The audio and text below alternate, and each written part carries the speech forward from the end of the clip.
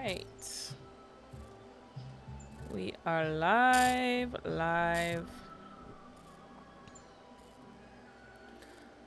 Okay.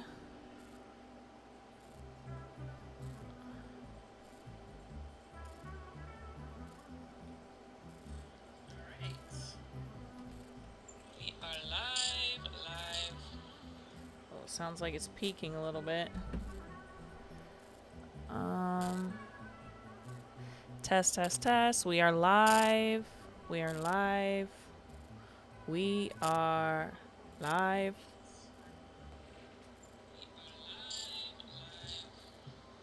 Sounds like it's peaking a little bit.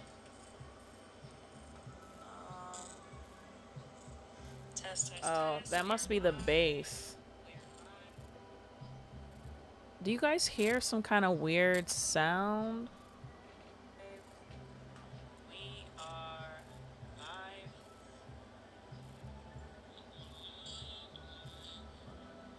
Sounds like it's peaking a little bit.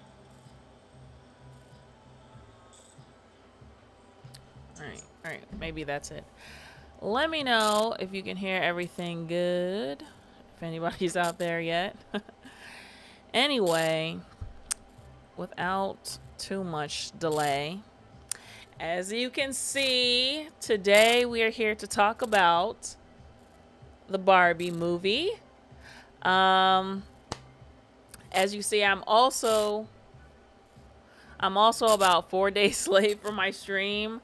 Actually, I think I tried to do it before, but I tried to do it like almost immediately after I had seen the movie, and I realized that that was probably not the best idea because I don't know, just being a filmmaker, I guess, I'm like, I need to make sure that I have all the information possible. I went and I looked up. Oh, sorry.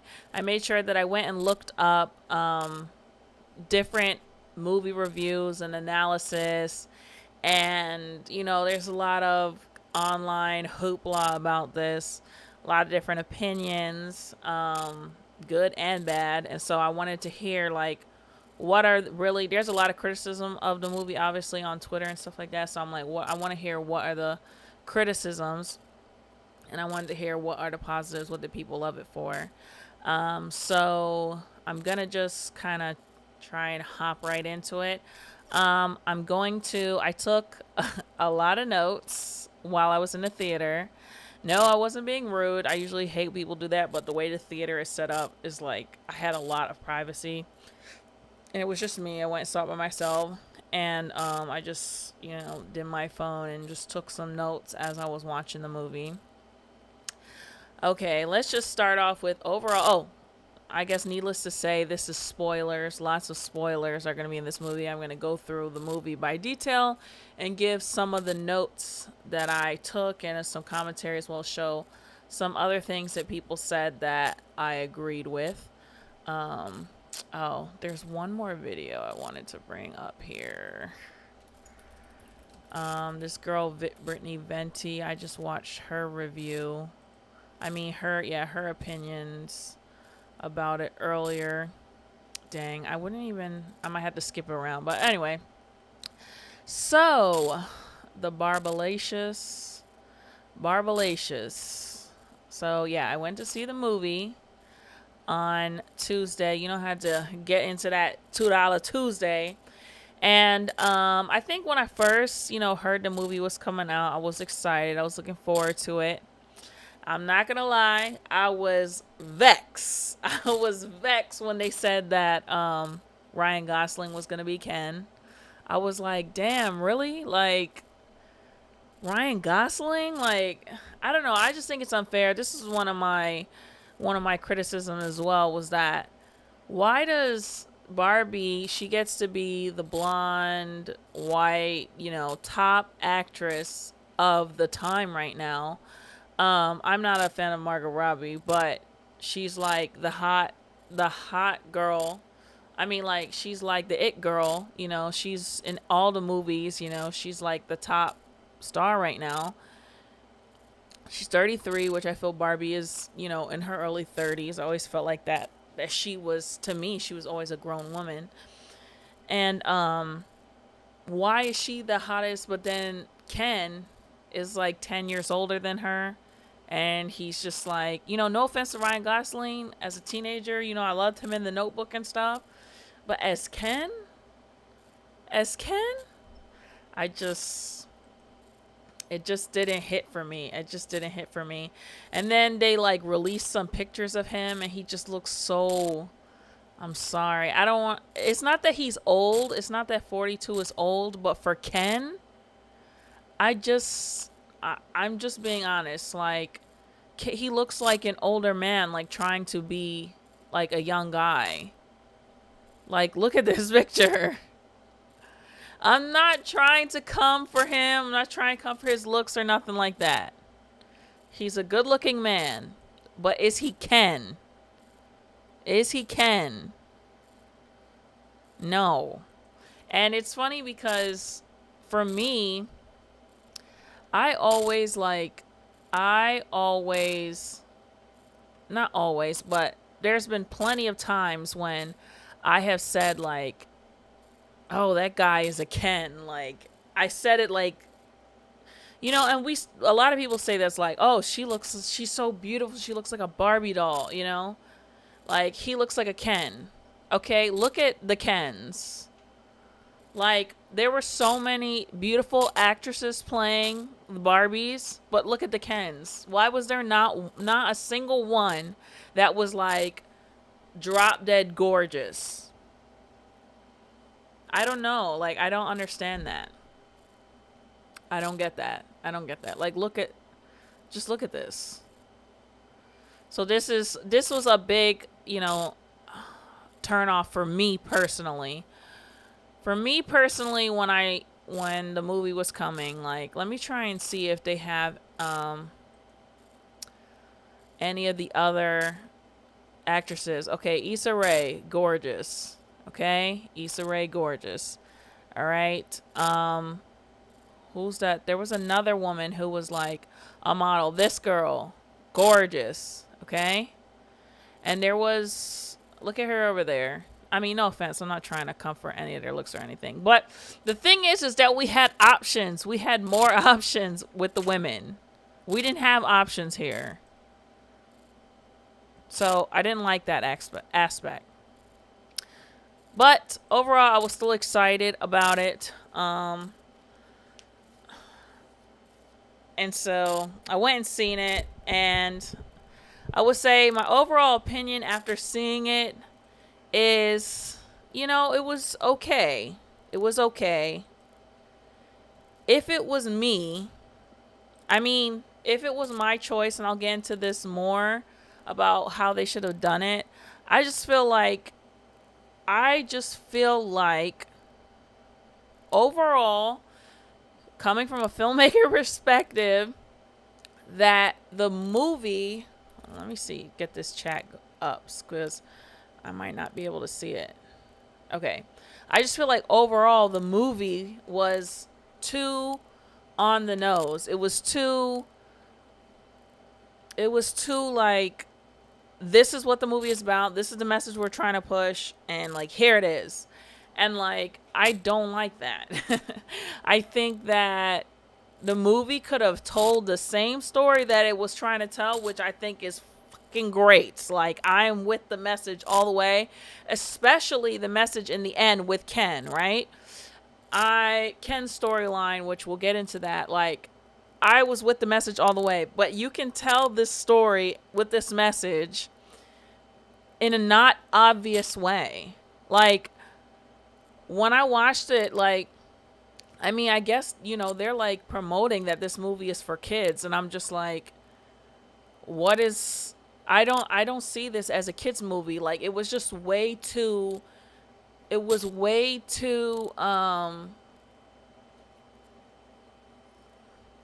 and it's not, okay, I'm not trying to say that kids wouldn't be able to understand the concepts that were going on, because I think that they would be able to understand. They kind of made it in a whimsical, funny, kind of goofy way. Like, Ken's like, man, bring back man stuff to, oh, we're taking over. Like, you know, a lot of stuff you would think like the kids movies is like the jokes, the adult stuff is like in there. It's like Easter eggs, like Toy Story and stuff, like, you know, kind of dropped in there.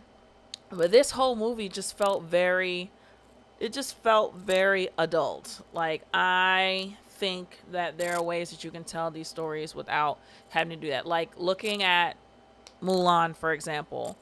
Mulan was a woman empowerment, strong woman movie, you know, told this story without having to be so like obvious what they were trying to say. Like when the guys were being very sexist, you know, not knowing that she was a woman, like they did it in a way that we knew that what they were saying was wrong or messed up without them having to say something like, "Hey baby," and then Margot Robbie slapping the construction worker or whoever it was in the face for catcalling her or whatever. Oh no, I think someone grabbed her butt and she slapped him or whatever. So, also in the movie, uh, like, okay, in the Mulan song, for example, um, the one that's like, a girl worth fighting for, I want her paler than the moon. Sorry, my singing. Her eyes shine like light. And then Mulan says, how about a girl who always speaks her mind? And the guys were like, nah. It's like, that's being able to show a message without having to be so freaking obvious about it. It's like, we know that that's not how it is. You know, in my stream about the Little Mermaid, the same thing, how they removed that section of Ursula's, I know I'm kind of going on an opening rant here, but how they removed the part of Ursula's song when Ariel asks her, well, you know, if I don't have a voice, how am I going to be able to basically woo Prince Eric? And Ursula tells her, you know, you'll have your looks, your pretty face, and don't forget the importance of body language. The men up there, they don't like a lot of blather. A woman who gossips is a bore.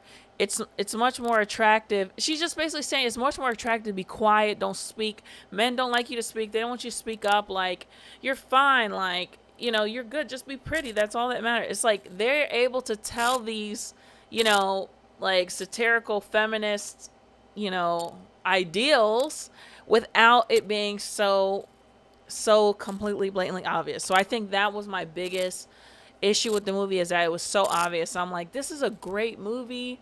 A great opportunity to put these ideas out there, but the fact that it's just so obvious is like, I don't know, maybe I'm too old now, but I can't imagine myself as a kid like rewatching this again and again and again and again and again. And it's like, you know, and of course, you know, obviously patriarchy is an issue, but the use of the word patriarchy just like literally just made me cringe. It was too on the nose. It was just too right there. I'm like, you guys can do something better. Like, it just seemed like, for me, that's just like lazy writing, lazy filmmaking. Like, you just need to take more time and figure it out. Like, just figure out how to, even if it means you got to erase this, erase that, erase that. Just figure out how to do it without being so damn obvious. So that would say my takeaway. At this point, I've seen it twice. And so, because I really want to get a feel, because I'm like, am I right in my feelings? I might have been, you know, swayed by stuff that I saw online or whatever. I wanted to have my real own opinion about it. But after watching everything that I see, I still feel like that. I wish that the first Barbie movie, the first Mattel, Barbie is Barbie. You know what I mean? She's Barbie. She's like, I had tons and tons and tons of Barbie. I still to this day remember my best Christmas ever was Christmas 1999. We spent it in Delaware. We didn't spend it in New York with family. I think that was one of the first times. That was like probably the first time that ever happened. We always went up to New York for Christmas. And I just remember, like, my dad, I don't know, he bought me at least like 10 Barbies. And I have this picture. I wish I could find it. Oh, that would have been cute to have for now. But I have this picture of me with literally Barbie after Barbie after Barbie that he got for me. Like, I was an active Barbie player. I played Barbies a lot, like regularly with my cousin Andrea, with my cousin Melanie. I carried them in my book bag. And I was playing with Barbies up until about age 11, where it was to the point where I really wanted to take my Barbie to summer camp. And I ended up taking it out at the last minute. And one of my aunts was like, I thought you wanted to take this. Why are you not going to take it? Because I was like, oh, the kids are making fun, are going to make fun of me because, of course, the boys and other people, they're like, dolls, those are for babies. Like, they would make fun of, I saw them making fun of another kid, a girl who had a Barbie at summer camp when I was like 9. I'm like, okay, I'm 9. I'm not supposed to be playing Barbies anymore. I was still, so, okay, as you can tell, I'm a fan, okay? I'm a fan of Barbie.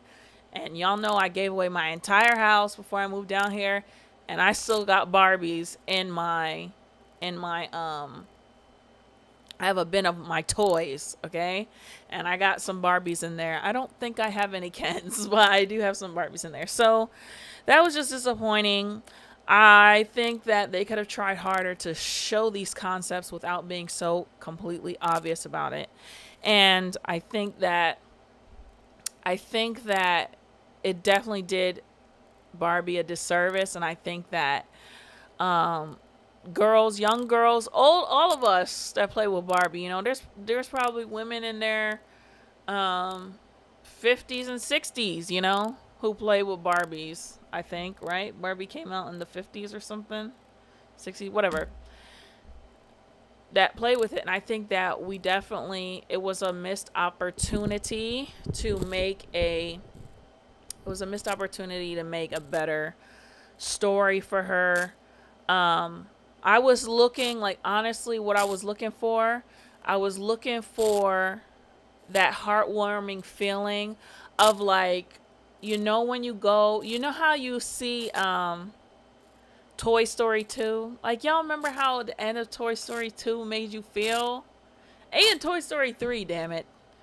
You know how the ending made you feel with when Andy, took the toys. He didn't give them away. He gave them to a girl who really needed them, wanted to play them. Oh, don't make me tear up on here. But I wanted that, like that warm hug of a feeling at the end of a movie, like when you see like a Pixar movie, or like Puss in Boots. That movie was phenomenal. Like, where are the Pixar? Where the Pixar writers at? Get the Pixar writers over here for this, I don't know. I can't reiterate enough that the message was good, but it was too strong. It was too hard. It was too hammer down.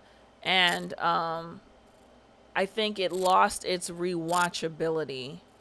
And I think that in time, this movie will look very dated.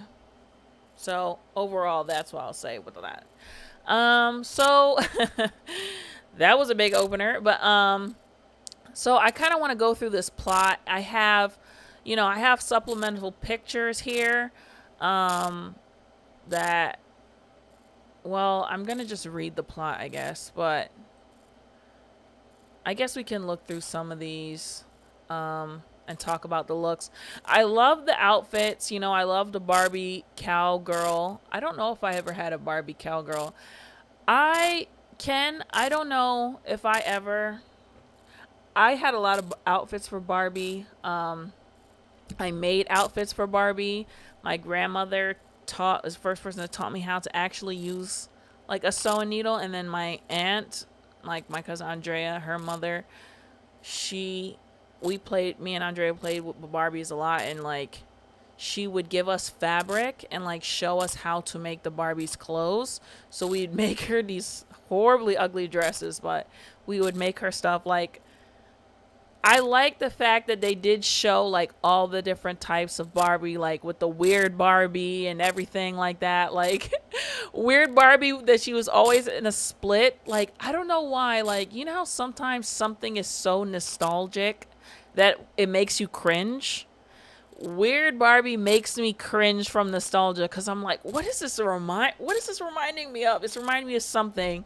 But I never like drew on her face, but I definitely cut her hair and possibly dyed it with something. And yes, you would have her in a split. You just have her in a split. I thought that part of the movie was great. Like the weird Barbie was really great. And oh yeah, this scene. Yes. Also, there was a lot of movie references in here, which was great, you know, because filmmaking, you know, what they say about, oh, I'm just clicking all over the place. The best filmmakers are it's like good artists borrow, great artists steal. So, you know, whenever they steal concepts from other movies, this is actually like great filming. This is good. But I just, again, like I said, excuse me. Excuse me. It's because I'm talking so much. Oh my God. Okay. But it's like, again, the obviousness. The obviousness. Like the beginning being from 2001 A Space Odyssey, the opening to the movie, and this particular scene being a reference to The Matrix. You know, again, the obvious is not the best.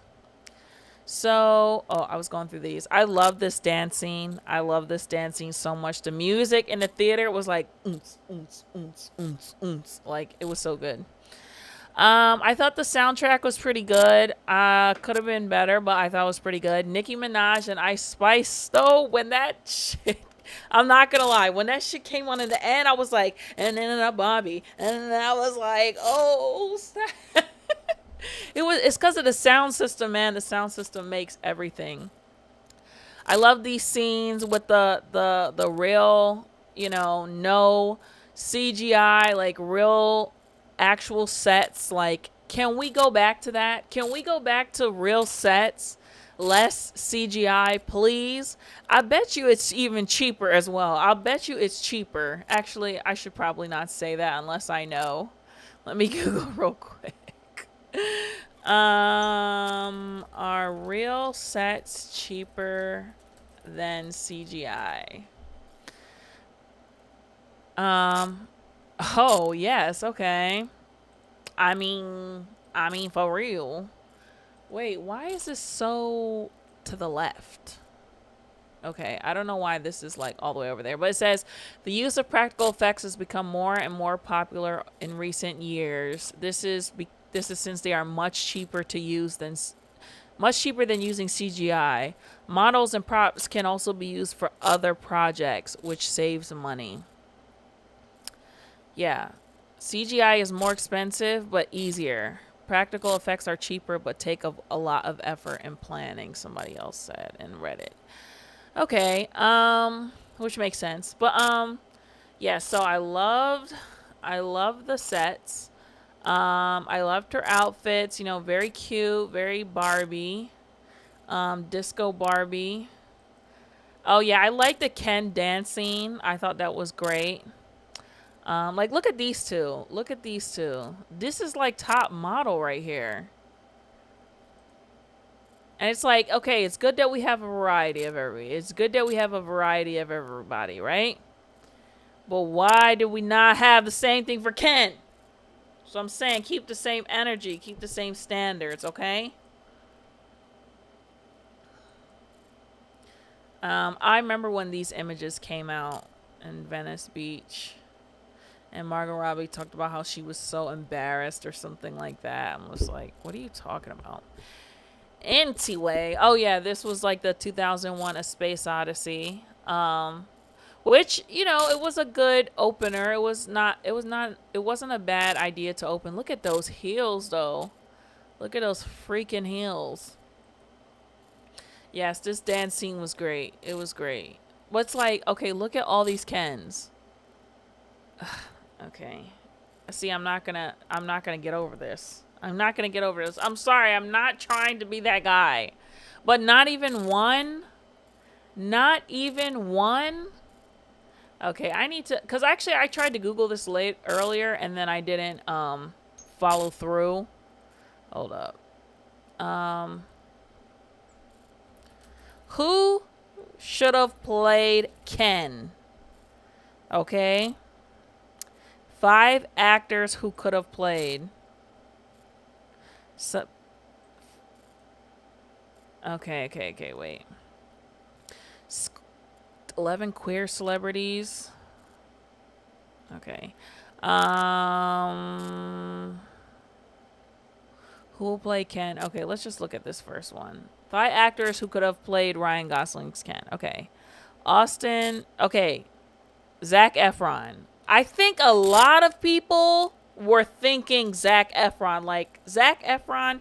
Well, Zac Efron's had surgery now, so he doesn't. Zac Efron doesn't even look like Zac Efron anymore. But, yeah, I don't know what's going on here.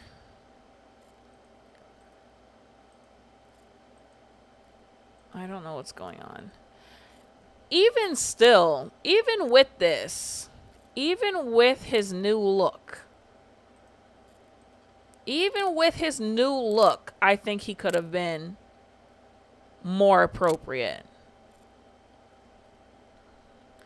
Let me see. Zac Efron 2019. I don't know when he got his stuff done, but like, this is Ken right here. Like, this is a Ken.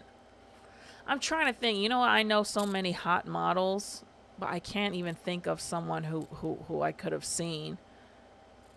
Who I could have seen in this role. I'm trying to think. Tell me. Chris Evans? Oh, come on. This is a Ken, okay? This is a Ken. Chris Evans. Wait, how old is he? Maybe he's too old too. Oh, he's 42. Yeah, he's too old. You can tell. You can tell. It wouldn't have worked because you can tell. Okay. Wait, let me see. Chris Evans. When he looks Captain America, he's more like blonde. So I'm trying to see, like, dude, this this is Ken right here. You know what I mean? Okay, now he looks a little haggard, right? This is Kennifer. This is Kennifer. Okay, who else? Who else we have? Austin Butler. Okay. I mean, he looks a little skinny, but let's see. I don't know who this is. Ken. This is a Ken right here. This is a Ken. Oh, wait. Hold on. Hold on. Let's not speak too fast. Okay. Yes, this is a Ken. This is a Ken. Okay? Hold on. Kelly Slater, okay? The famous surfer is a Ken. Okay? We could have found... Oh, what the hell? Sorry, y'all. I'm trying. Someone said, everything you own. Quentin Roberts said, everything you own in a box to the left. I'm sorry. I might have missed the reference. Young, look at Kelly Slater, man. Come on. Famous surfer. There's someone. Oh, the Ken. The real life Ken. Y'all want to know who the real life Ken is? Okay, I'm about to show your ass right now. I'm about to show your ass. Okay? I'm gonna show you the real life Ken. Okay? I'm gonna show you. Hold up. I'm about to show y'all the real Ken. They should have got some. This is who Ken was in my eyes. Oh, God. Of course, they're not going to have, like, a good picture. Okay. Hold up. I'm trying to make the impact big, okay? Okay. Okay, here we go. Let me close these pictures of these men's. Okay, this is the real Ken, all right? This is Ken, okay? Zach Morris, okay? That is Ken. That is how Ken should look, man.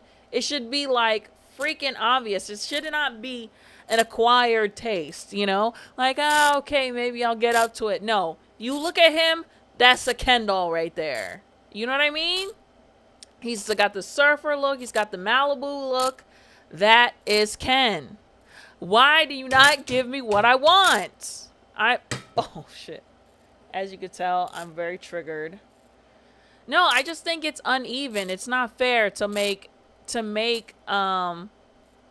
get, you know, Margot Robbie is Barbie. Why is Ken not equal? Michael B. Jordan, come on.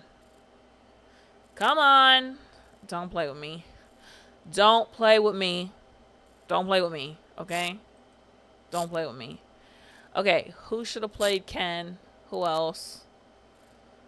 Why can't I think of anybody? Okay, this is easy. This is easy, okay? This is easy. You know, my top husband, to me, my most beautiful man on the planet, Brad Pitt. Okay? Ken should be a young Brad Pitt. The beachy look, the right hair. You know what? Brad Pitt and Meet Joe Black. Ooh, Lord. Let me see. Brad Pitt and Meet Joe Black. Okay? Otherworldly. Other fucking worldly. This is not normal for a human to look like this, okay? Ken. Ken, okay? I'm like pointing the total opposite direction. That is Ken. This is Ken. I didn't get that. I didn't get that. Honestly, Michael B. Jordan could have played one of the other Kens. He could have played one of the other Kens for sure. I had a couple Kens. I had, of course, white Ken. I had a black-haired Ken and a, I don't know, racially ambiguous Ken, and I had a black Ken. So I had like the gamut. All right, I'm going to get off this Ken thing, I promise. Okay. Let me close these. But you get what I'm trying to say, right? I'm not trying to, it's just not fair. I was just disappointed, okay? And it just sucks because, you know, I do get tired of like the gatekeeping in the business a little bit. Like, why not? A movie like this will literally make the career of a new actor. Like, it will launch somebody else. Like, is it fair? You know, you're in, whatever. I don't know. I don't know if I should say that. Because what would I do? If I was in a position, would I do the same thing? I have to think about that. But, like, is it fair that, like, let's say Margot Robbie, she has a production company as well, uses her power and influence to get the rights to make a Barbie movie, then places herself in the leading role in said Barbie movie? Like, I don't know. Something about that is just like, you know, as someone who makes content, I do make content that obviously I'm here talking to you guys, but like the idea of like producing, directing, and starring in a movie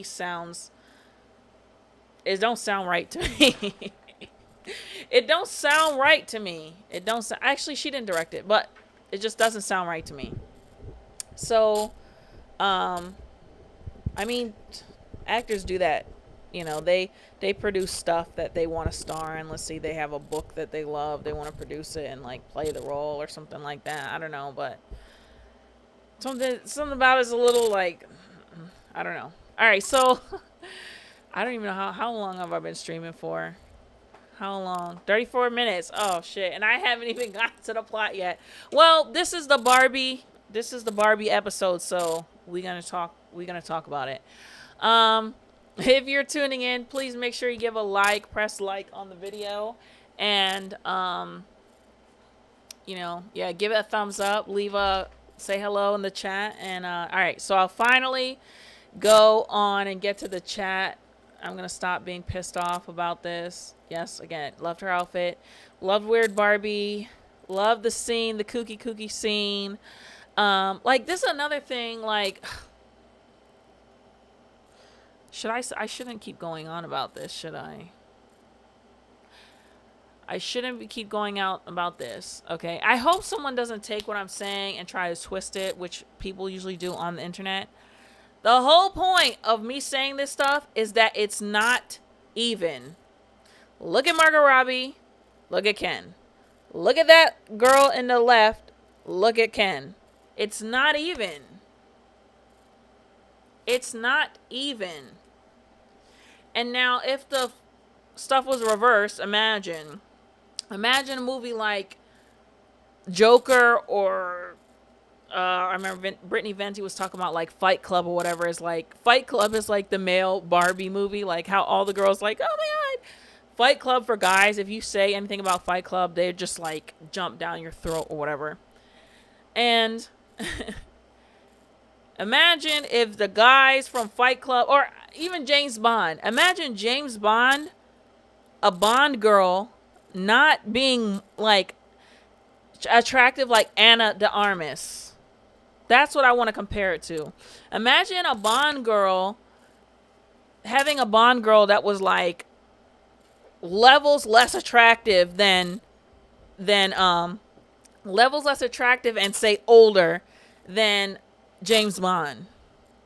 You'd be like, what is this? Why is that? So that's how I see it on the other side.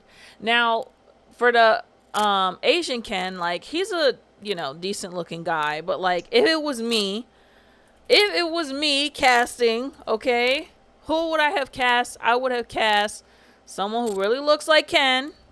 Okay. Oh, wait. I was trying to show you. Oh, yeah. Oh, I was talking. I didn't even like realize that I was talking and not showing you. But like I was trying to say, look at this Ken and look at her. This is a supermodel right here. Look at Margot Robbie. Look at Ken. Okay. I'm not saying that they're ugly. They're not ugly men. But it's just not even.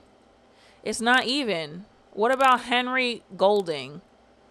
He's super fucking handsome. He looks like an Asian Ken, 100%. Like,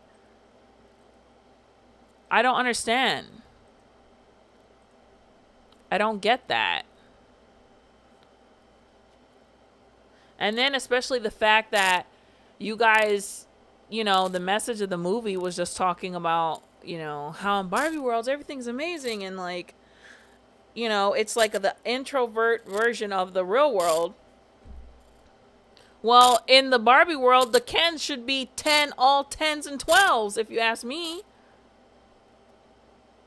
They should be like the upper echelons up there. You know what I'm saying? I was going to say, he's probably too old, but Rick Yoon.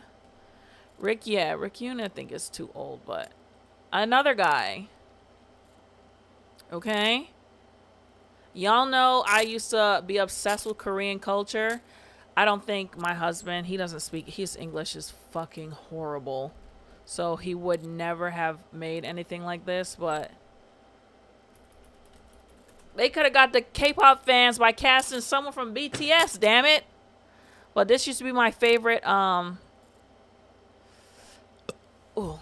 my god, I just burped into the mic. I'm sorry. I'm sorry, that was completely an accident. But this is a very famous singer from South Korea, okay?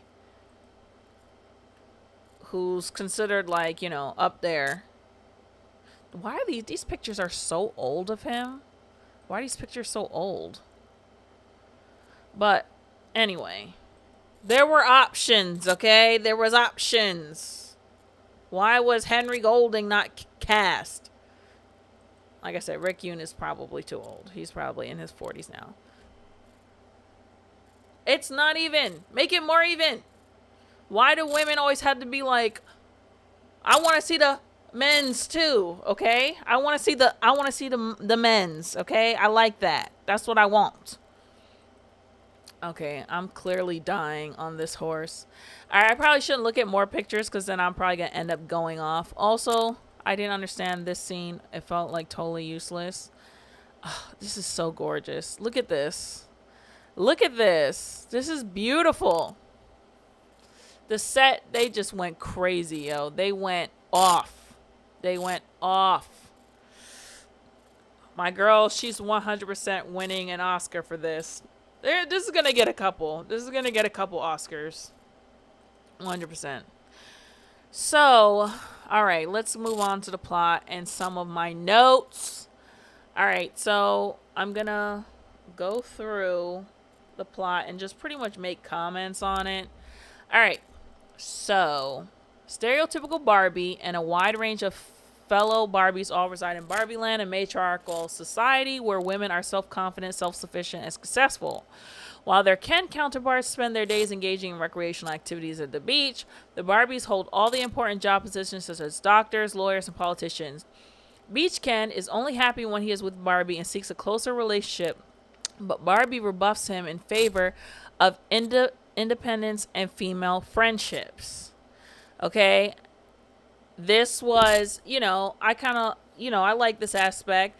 I like this twist on, like, Barbie in addition to Ken, because it's true. I had tons and tons of Barbies and only like 4 Kens, and for the most part, Ken didn't really have a major role in my play. Like, literally, we'd be like, Ken is at work. And we're playing. I should have had Barbies for this shit. I should have had my Barbies out. Khalil, are you busy? She can't hear me.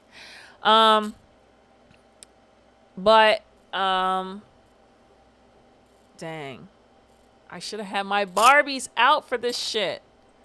Okay, I'm gonna be right back. I want to see if I can find some real quick. Just give me a second. Give me a second. I think this is important. Okay? I didn't even think I should have had them. I know where they are, though.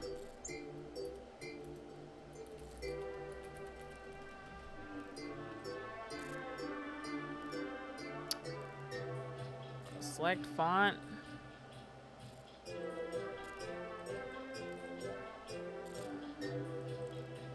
I don't know how to do this.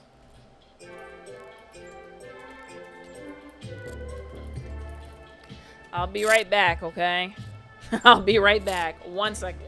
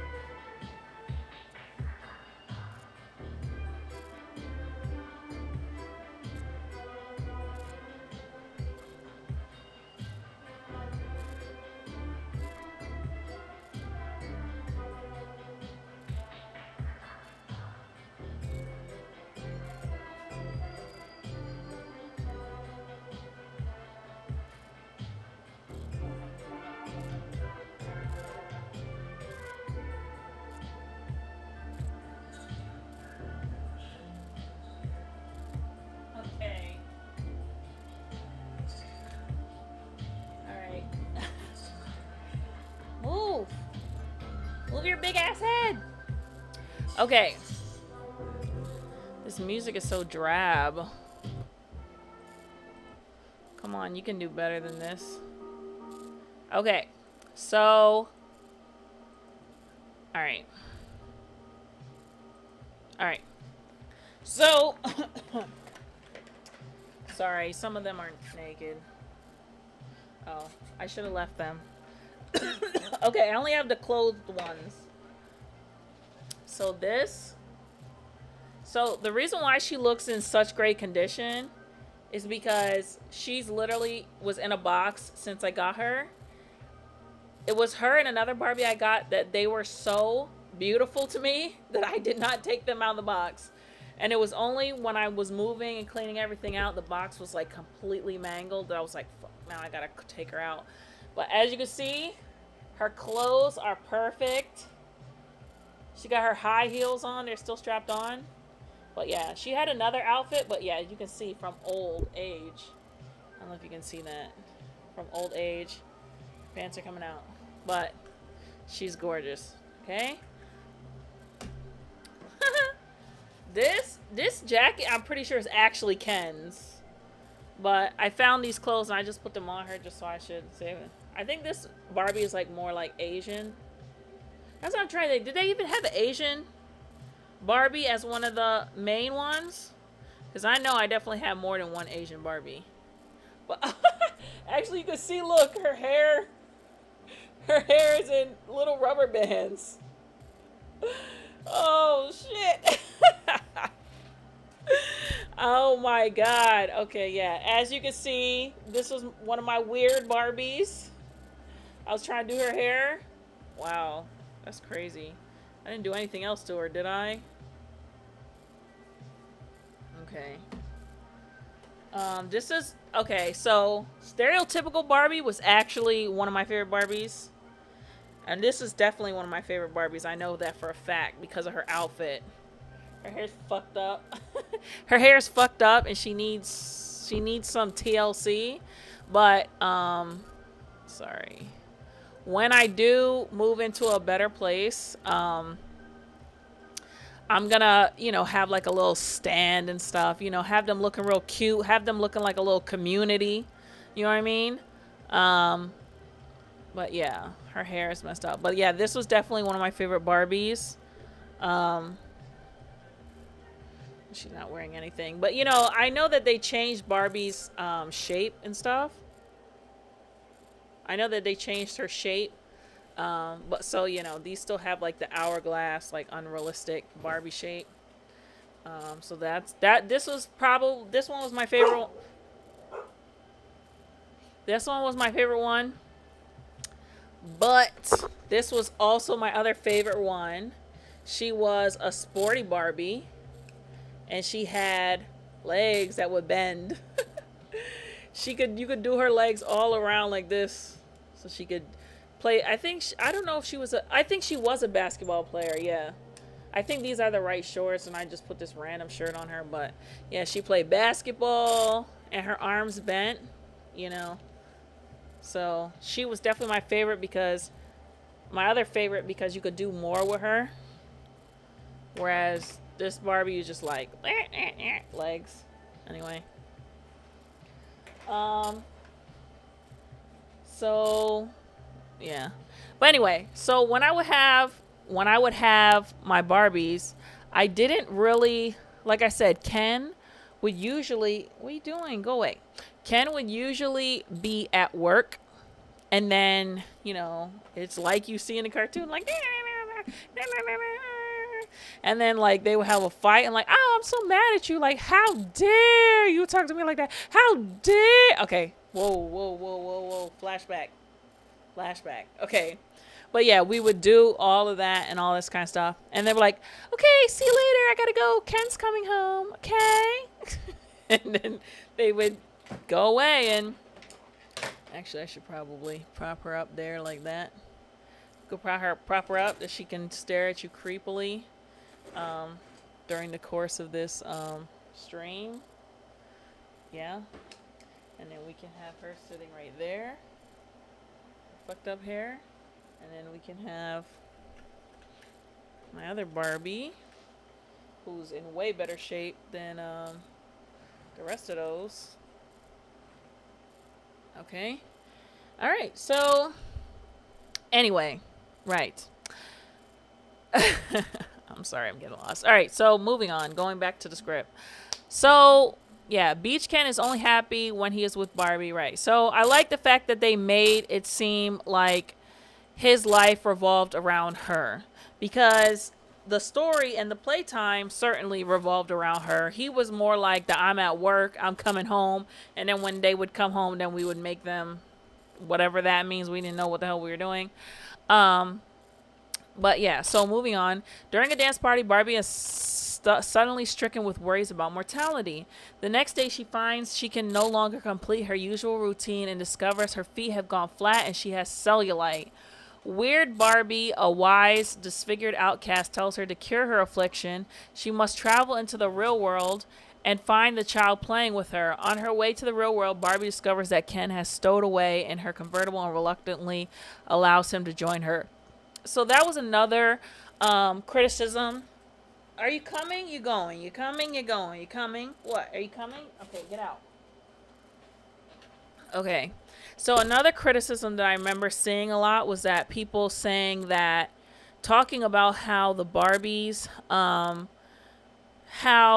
some of the Barbies didn't look realistic. How, they had like different body types and stuff like that. Like, let's see if we can find it, or that picture that I had with Margot Robbie, her foot up.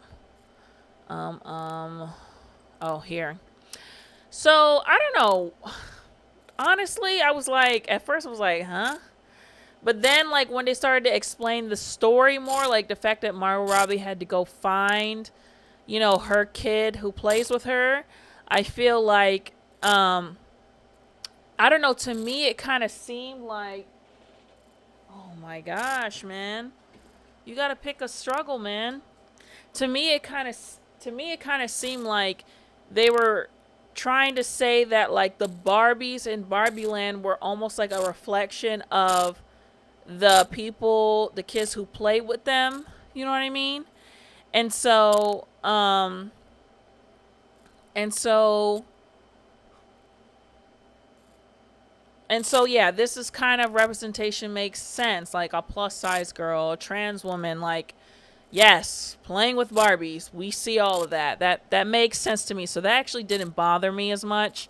You know, I mean, as far as Kens go, like, I don't know. I didn't know too many boys who, like, will play with Ken and be okay with playing with Ken. I was seeing them more with, like, action figures, Spider-Man toys, Ninja Turtles, all that kind of stuff.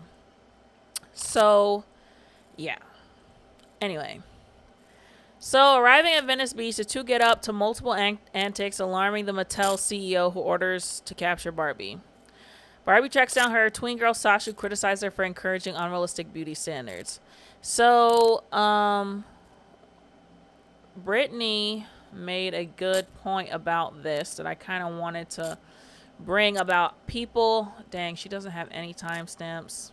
Like, the kid's not in the wrong. You're the parent, and you're, like, crapping on the movie. But also, because I see a lot of secondhand opinions, like people who didn't even see clips of the movie, who are saying that it's such a terrible movie. This is very nerdy. Like, you wouldn't. I promise you guys, you need to watch the movie for yourself, whether that be for legally for free on Twitter, don't break the law, but or go see it in the movies for the experience and formulate your own opinion, because I understand the purpose of people watching reviews is because they don't want to waste time sometimes, and other times it's for analysis, and that does have value, especially if there's things in the movie that you didn't catch while you're watching it. Like a good movie for that would be The Matrix, for example, because there was a lot to analyze, and maybe you didn't catch it all of the symbolism on your first watch through. But with that said, even though reviews have value, it's not a replacement for watching the movie. And I feel like a lot of people feel that watching a review of a movie is a replacement. And I think that I went and quickly watched a 2 times speed Ben Shapiro's video on it. But basically, his video is a good example of why that is not a replacement, because his entire thing was going over all of some of the things he was correct on, other things I don't agree. But he didn't really go over any of the good parts or any of the highlights of the movie other than that it was pretty, which is a big deal, by the way. That is actually a big aspect of a movie, because a movie is visual. So they're not going to sit here and tell you a nuanced opinion, because that's not going to make people want to click on it. That's not going to want to make people watch. What makes people watch is getting them angry, which is exactly what mainstream media does. And I'm seeing a lot of this from people who are like either anti-woke or on the right, who are participating in the same sensationalism that they speak up against. And a lot of people are shooting themselves in the foot and missing out on a movie that actually has a lot of interesting meta references in terms of how our culture is now, and a movie that actually has a few good messages in it. That's not just some woke superhero movie. A lot of people are missing out because of the influencers that they're watching. They're telling them, oh, it's like 0 out of 10. Okay. Sorry, I'm trying to fix horrible movies have come out in the past 10 out of something else she calls her the nuances and the context. Basically, it's like horseshoe. I'm sorry, y'all. I know I should have this, but I decided to include this last minute. By the way, I understand that my opinion is like, or no, it's too close to reality, so we're just going to be mad about it. That's literally how I started my streaming career. It was off of this same concept, and I'm seeing the same thing happen with Barbie. Anyway, what she's saying, after all that, one of the things that she was saying was that the movie is very satirical, which is true, and it makes fun of itself, and a lot of people don't really get that. So, but like, for example, like the whole Mattel CEO thing, like I feel like they could have totally left that out of the movie. Like, it just was not, it was just like filler. It was just like kind of like the type of comedy in movies that I don't like. That the best way I can describe it is like in a screenwriting book I read, where he says that if a writer goes, wouldn't it be funny if, and then they write something totally irrelevant and stupid into the script because they're like, oh, this would be funny if he did blank. I feel like that was like the definition of that. Like the hijinks, the goofs, the, Will Ferrell, I feel like it was just like, is it 2007? Like, what is this? Like, it just didn't, it was just pointless. And, I didn't really like that aspect. I thought it was funny and very cringy, but, the movie is aware of itself about the teen girl, being a Gen Z, like, you're a patriarchal fascist, da da da da, and she's like, oh my God, like, she just couldn't believe that. Like, they have the one shot, like, they're all in black, like, dressed real dreary, and she's just like, in her cowgirl uniform, just, like, all happy, like, hello, I'm here to save you, like, and make you happy, And I liked also, too, that the whole regular world to the real world thing, that they didn't spend a whole lot of time explaining it. It's like they explained it, and then it was believable. I felt like the suspension of belief that these worlds existed and that you could get to them how you get to them, like, it was good, and I totally bought into that. And I feel like, and sometimes in a lot of movies today, they don't do enough suspension of belief where the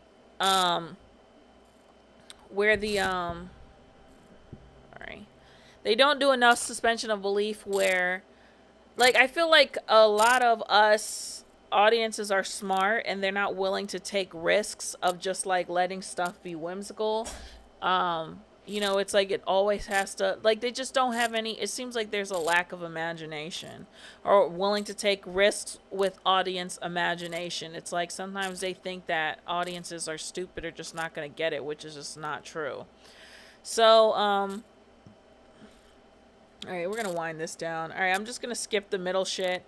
There's a review from a girl called ModernGurlz, who I really liked what she said. Like, there were some issues that I had in, with the story. And hold on, let me just go through my notes because I didn't even say anything. So these are just some of the stuff that I took when I was in the theater. I thought it was good that Barbie was feeling self-conscious. Because she's Barbie, she's supposed to be perfect, and, like, Barbie feels self-conscious, Ryan Gosling is such a weirdo. The "we're better at hiding patriarchy" line I felt was kind of cringy. I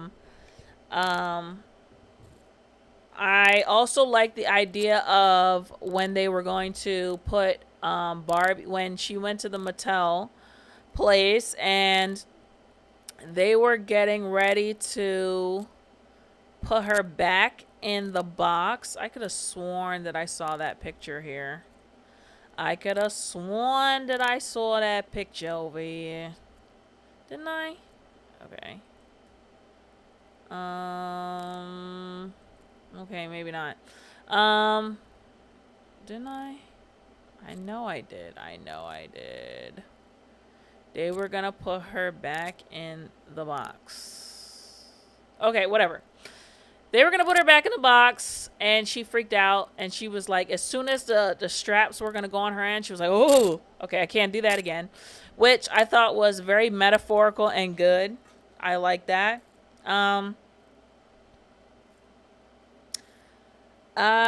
There was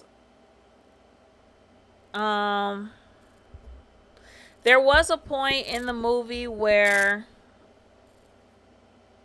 okay, so when they were talking about how, I don't remember what part this was.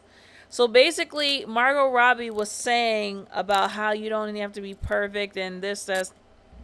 I'm trying to think of how I can't think of what the storyline was, but basically the narrator of the movie, if you've seen it, then you know what I'm talking about. The narrator of the movie says something along the lines of, you know, when Margot Robbie is talking about beauty standards, that the narrator says, well, Margot Robbie is not the right person to be talking about this. Okay, well, she's here. Like, you have her talking about it. Like, it is what it is. And to me, I felt like that so eloquently illustrates Hollywood. And I'm sure the filmmakers are very cognizant of that. But the fact that you can call it out that it's happening, but that's not going to stop you from participating in it, if that makes sense. So you're saying that Margot Robbie is like the stereotypical choice, and it's like you're trying to send this message, and it's like, even this message you're trying to send, you're still being a hypocrite and not actually even living into it. Whatever. You know, I'm not complaining. I'm not like saying, you know, someone else should have been Barbie. Like, if Barbie wasn't a blonde hair white girl, I'm sorry. Like, I would have been disappointed. Like, is that fucked up to say? Is that fucked up to say? Well, I would have been disappointed. I'd be like, come on, man. You know? But I was like, I don't know. Like, you have that image. You have different kinds of Barbies, but I mean, she's Barbie. You got to give it to them. They made their image the image. You know what I mean?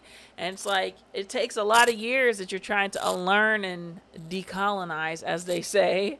But Barbie, that. That's what I think of immediately.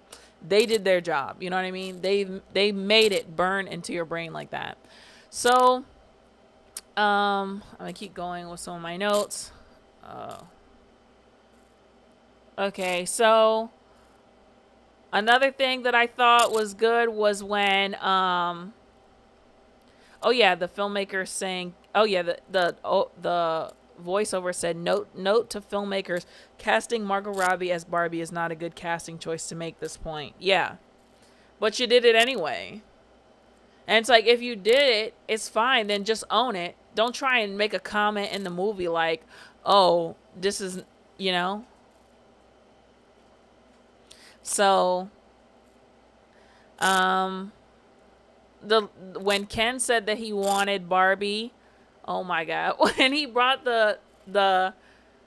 brought back patriarchy to Barbie Land, and he said that he wanted her to be his long-term, low-commitment, distant, casual girlfriend, I fucking slumped in my chair. That was good. That was freaking good. And like, that's one of them jokes that they could have kept in regardless if they toned the movie down and made it more kid-friendly. But when she said that, oh my God, I was like, wow.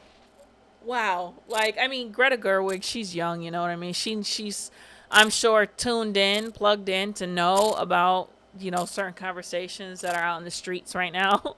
But like, I'm like, this is so true. So all of a sudden, when Ken, you know, he was treated Barbie well, he wanted to do stuff with her, he wanted to chase after her, he wanted, you know, just to be up under her. And then the second that he has power, you know, he's like, you should be so lucky to even breathe the air that I'm in. I'm, you know, low commitment, unattached, long distance, casual girlfriend. Like, you know, those situations that they talk about online, like, I can date other girls and do whatever I want, but you can only be with me, type of thing. You got to be there when I call. You got to cook, got to clean, got to do all this stuff. And all the Barbies were doing all those things too, acting like bimbos. So, and so, also, there was someone from this was crazy. There's no even way that I could even try and bring this up. I'm going to look real quick. Like, we can just look through this cast. There was a guy from Love Island, UK in this movie. Hold on. There was a guy from...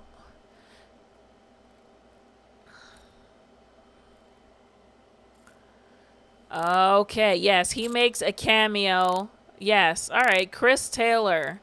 So I was like, is my eyes... What? Hold up.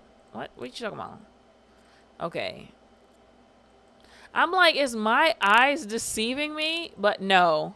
He was in the damn Barbie movie. This guy from Love Island, Chris Taylor. I forget what season. Was he on season 5? Was he on season 5? Oh, I think so, because Moira. That was season 5. Yeah, he was on Love Island, and then he was just like in the movie, and I was like, what? What? Hold on, I have to see this. Like, how did he get that up? Love Island star landed Barbie movie role after raunchy chat with Margot Robbie.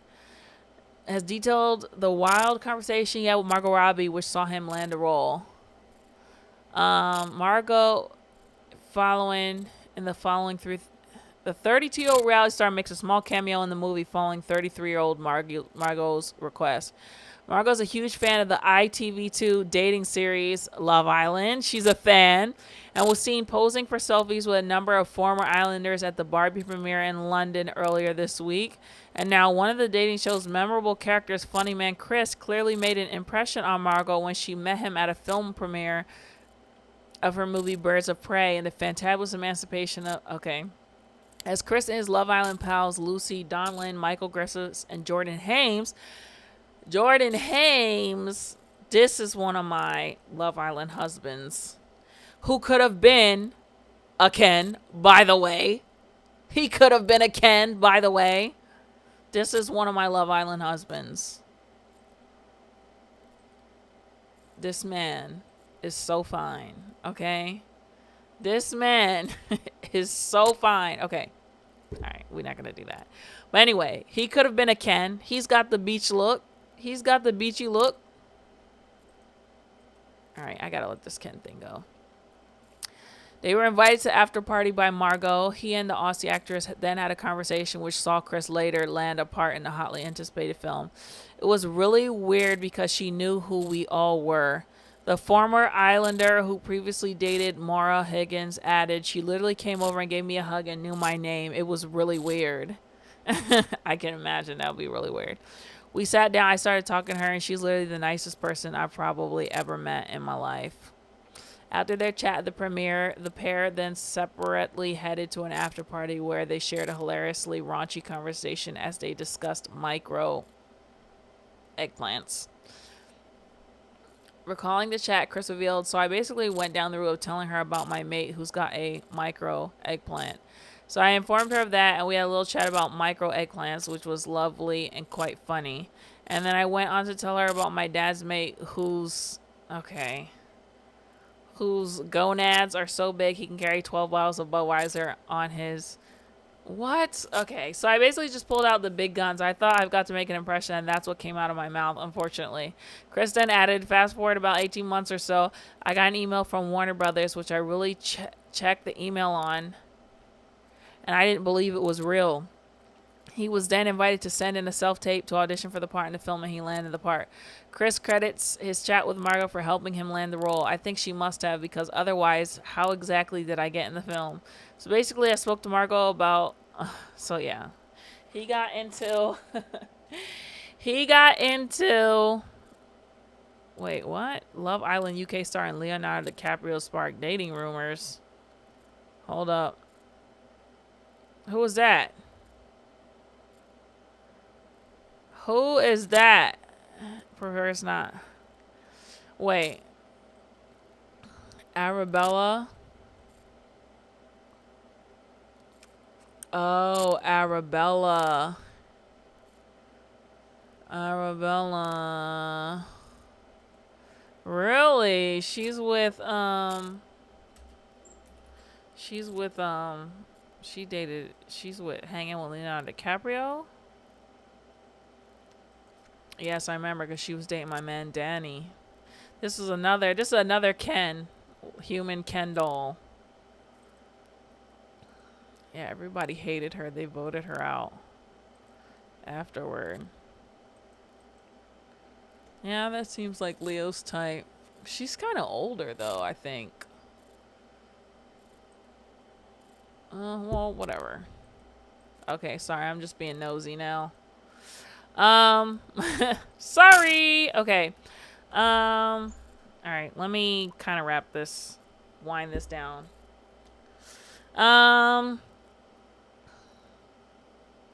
Okay. Waking women up in the real world. The movie talks about destroying patriarchy. Movies that are not subtle in their messaging don't change anything. Yeah, I agree with that sentiment. Is it woke or is it just true? I don't like that this movie isn't made for kids. The concepts are entirely too broad compared to women like Princess Jasmine and Princess Tiana that do give young girls something to look up to and inspire. That's what I was saying earlier. Like, you know, in stories like Mulan, in stories like Princess Jasmine, you know, she's like, I want to live life outside these four palace walls. I am not a prize to be won. You remember when she said that? This is what, 1992? 1993? You know, this is 30 years ago. So it's not like these concepts are new, you know what I mean? But they were able to tell that in a way. And I feel like, yeah, I watched these movies so many times, okay? So many times. And so I do think that in some way that these movies probably gave me the mentality that I have today. But you know, Princess Jasmine, she wanted to leave. She didn't want to get an arranged marriage. She wanted to meet the right person, marry for love. You know, she stood up for Aladdin when he got taken in. You know, she told Jafar, I'm not marrying you. I don't give a what it is. When Aladdin showed up and tried to woo her with all these, you know, Prince Ali, fabulous, he tried to do all that, she was like, not impressed. Okay, like, show me who you really are. Show me your heart. Show me, you know, are you a good person? All this stuff. So these are like really good messages, actually. Like, let's think about Princess Jasmine. I didn't even think about that. This is like really good messaging for women, for young girls to know. Okay, really, really good messaging. It could have been done in a more subtle manner. Okay. I also said I wouldn't have been mad if they made this a musical. I wouldn't have been mad if they made it a musical, but also I feel like a lot of recent musicals don't have good music. So there's like, it's like, you know what I mean? I feel like the added songs to Little Mermaid, they were like, you know, like they weren't timeless, like that I'm gonna sing again and again and again. So, but yeah, I felt like if it was a musical, people could have said their real thoughts about how they feel without it making the movie overall seem like it was too on the nose. Okay, so I want to talk about, I'm going to play ModernGurlz video where she does a good analysis of how they could have improved the movie. I agree with her sentiment, absolutely. And, you know, I was thinking this myself that, I hate to be that guy, but I didn't like a Latina woman. I didn't like a Latina woman looking up to a blonde-haired white woman with shock and awe and chasing her and following her around and doing all these amazing things for her. Like, I wrote that. I didn't read it, but I'm just saying it now. Like, I didn't like the optics of that. And I think that they did that. I mean, obviously, the director, she said that she liked America Ferrera. When the monologue that she said that she pictured her saying it, her reading it. I think she did a great job, but the optics of it, I don't like. I don't like the optics of it. Like, it would have made, you know, more if it was like a white girl with a white girl, you know what I mean?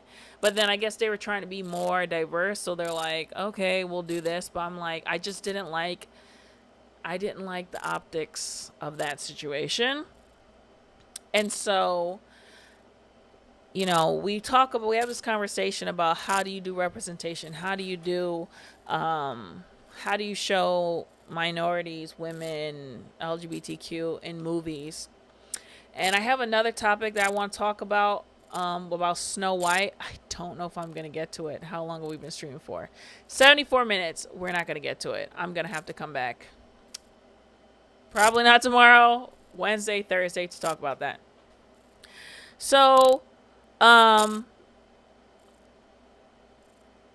we talk about we talk about representation in these movies and how important it is to have these characters, but it's not enough to just have a black woman in a movie. It's not enough to have an Asian man in a movie. It's not enough to, have her be like the little sidekick or something like that. That is not good filmmaking, and it doesn't help.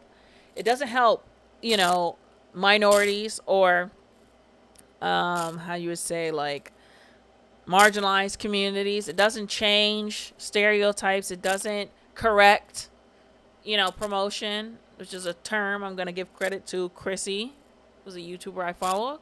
The idea of corrective promotion, particularly with black women, is that the reputation has been so distorted and negative, like so much negativity and so much, just bad, that it's not enough just to put like let's say a non-stereotypical black woman in a movie. You have to like work extra hard. You have to take 3 steps forward in order to correct the damage that's been done already. And I think this is fascinating. I think it's really important to do it. Okay, so the character that America Ferrera played, I don't remember her name. Let me see what her name is. So I don't know how to say America Ferrera. Sasha, Gloria. Okay, her name was Gloria. So Gloria's character, like, the movie, Barbie's whole existence, the movie based on her, like what she has going on in her life, but yet we didn't see any of that shit. We literally saw nothing of it. We saw she had, a semi-dysfunctional relationship with her teen daughter. Okay, that's very regular, but we didn't see anything about her life, her house, her home, her nothing. And, even her husband, he was just like, hola español, like learning Spanish. It's just like, so it's like the same thing of, it's not enough to just have a Latina woman as a co-character. Like, you need to actually make the effort to flush out her story and give her a backstory and, like, let it be shown that she's an entire human being with her own life, her own wants, her own dreams. And so they didn't do that. And so I thought this, and I wrote this down as well, like little pieces of it. But this YouTuber, ModernGurlz, explains it way better than... She explains it very concisely. And are superior to those in the real world. It'd be easy to attribute that to the setting being more entertaining and eye-catching, but for me it's mainly because Barbie Land that take place in Barbie Land are superior to those in the real world. It'd be easy to attribute that to the setting being more entertaining and eye-catching, but for me it's mainly because Barbie Land isn't such a bummer.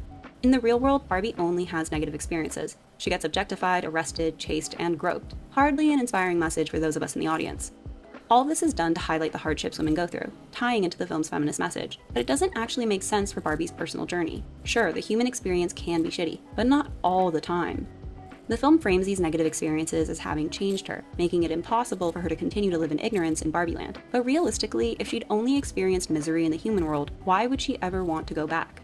I would have loved to have seen her spend one night in the real world, not only because it would have given her some positive experiences to further her identity crisis and justify her eventual desire to become human, but also because it could have been an opportunity to develop other characters.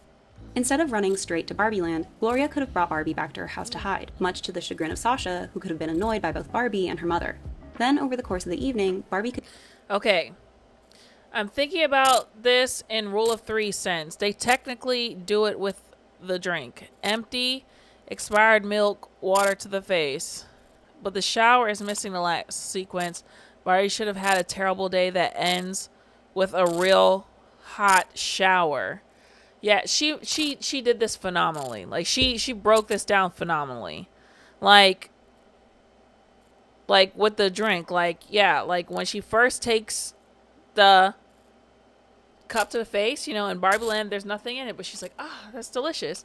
Then when stuff starts to go bad for her, she takes it and the milk is spoiled. And then when she gets to the real world, she drinks it and it actually is real, and it's like water falls onto her face.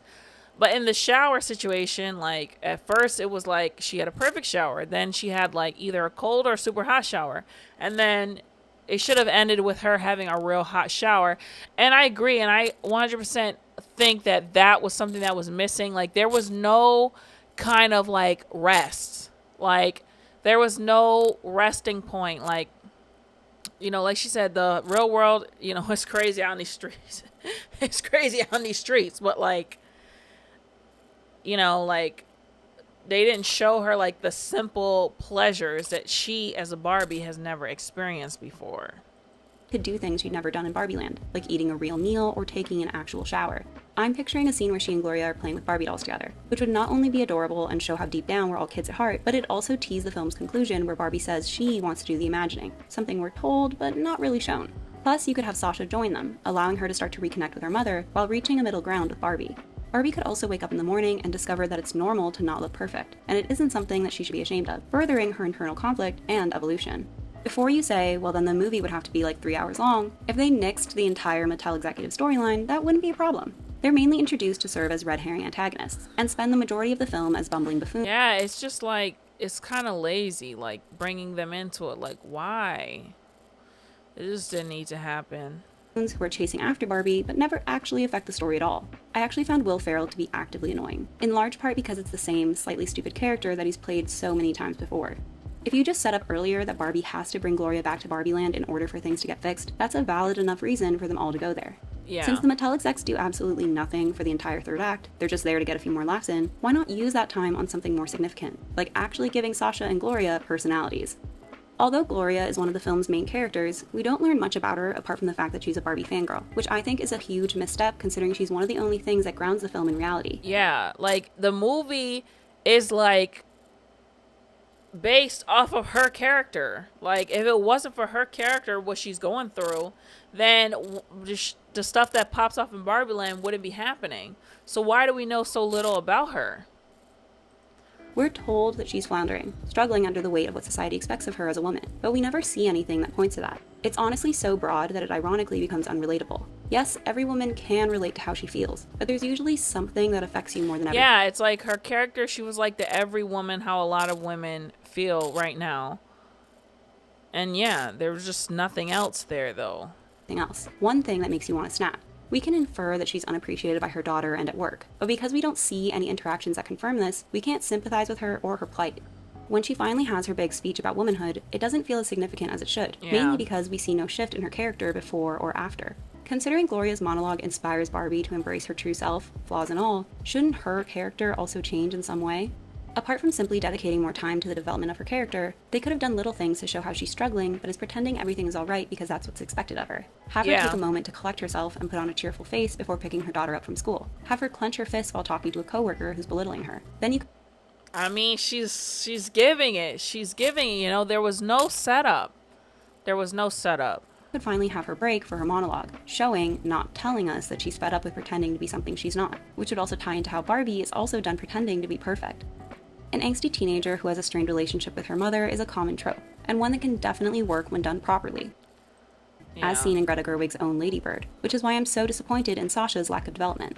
Although she experiences more of an evolution than Gloria, it all happens way too fast and for seemingly no reason. She's anti-Barbie the second they meet, but almost instantly changes her tune after they rescue her, insisting that she can come to adult a lot of things, but never a mom. By seeing a mother-daughter dynamic play out in the real world, she would be introduced to a new experience that is truly human. I'm not saying they needed to make Barbie a mom, but considering they had Sasha and Gloria right there, why not explore the complexity of that relationship further, the ups and downs of it? Motherhood by no means defines you, but for Gloria's character, it seems a little strange to have her barely mention what's expected of her as a mom, especially considering Sasha is the catalyst for her existential crisis. Motherhood is a job that is incredibly important, yet so often ignored. Wouldn't that be a perfect parallel to the film's message? I also think that if they had explored the motherhood angle, it would have made Barbie's interactions with Ruth far more interesting. In the film, Ruth is God. It felt very out of place. While Barbie is Adam, perfect and without sin before becoming corrupted. And no, I'm not making that up, Greta Gerwig has directly compared the film to the story of Genesis. Ruth accepting Barbie for who she is and who she wants to be is impactful, but she does so as the creator. Imagine how differently that scene plays out if Ruth is instead reframed as a mother with Barbie as her child. That type of parental validation... Which it kind of is. Like, when you're a creative, when you make something, I'm sure even something like that, a project like that, you know, it is like your baby. It is like your child, you know. Whenever I make a film or whenever I do a project for work or something like that, it is like, you know, it's birth of creativity. Like, it comes out of you, you know what I mean? And I imagine to see Barbie become what it was, that it did feel like, you know, and Barbie was based off of the original creator's daughter, whose name was Barbara. So, you know, there is some good merit to that. I think that was actually a cool and good way to go about it. And is something almost everyone yearns for at one point in their life. Ruth does say, "We mothers stand still so our daughters can look back to see how far they've come," which is an incredibly profound and poignant statement. But it falls flat since that sentiment about motherhood isn't expressed elsewhere, even though there were plenty of opportunities to do so. The film attempts to tackle multiple themes like... And then, like, she talks in the video about how, you know, the scene in the bus stop when Barbie sits and tells the old woman that she's beautiful. I mean, that they should have definitely had a scene like that, but they should have done it with, like, say, if Barbie went to Gloria and Sasha's house and, you know, while she was hiding out from Mattel or whatnot, and, like, maybe, you know, Gloria's mother lived with her or something, and then they could have had a conversation about motherhood and, you know, changing, and Barbie, and, you know, the grandmother would have known Barbie, and then she could have had an opportunity to say you're beautiful, and it would have made more sense. Like, she said that it was contrived, and I 100% agree. It was just like, it was so out of place. Like, it seemed like it was something that belonged in the end of the movie and not 15 or 20 minutes into the movie. She just sits down at the bus stop and she's just like, you're beautiful. And then the lady's like, I know it. Yeah, it just didn't really hit like they thought it was going to hit. I don't know.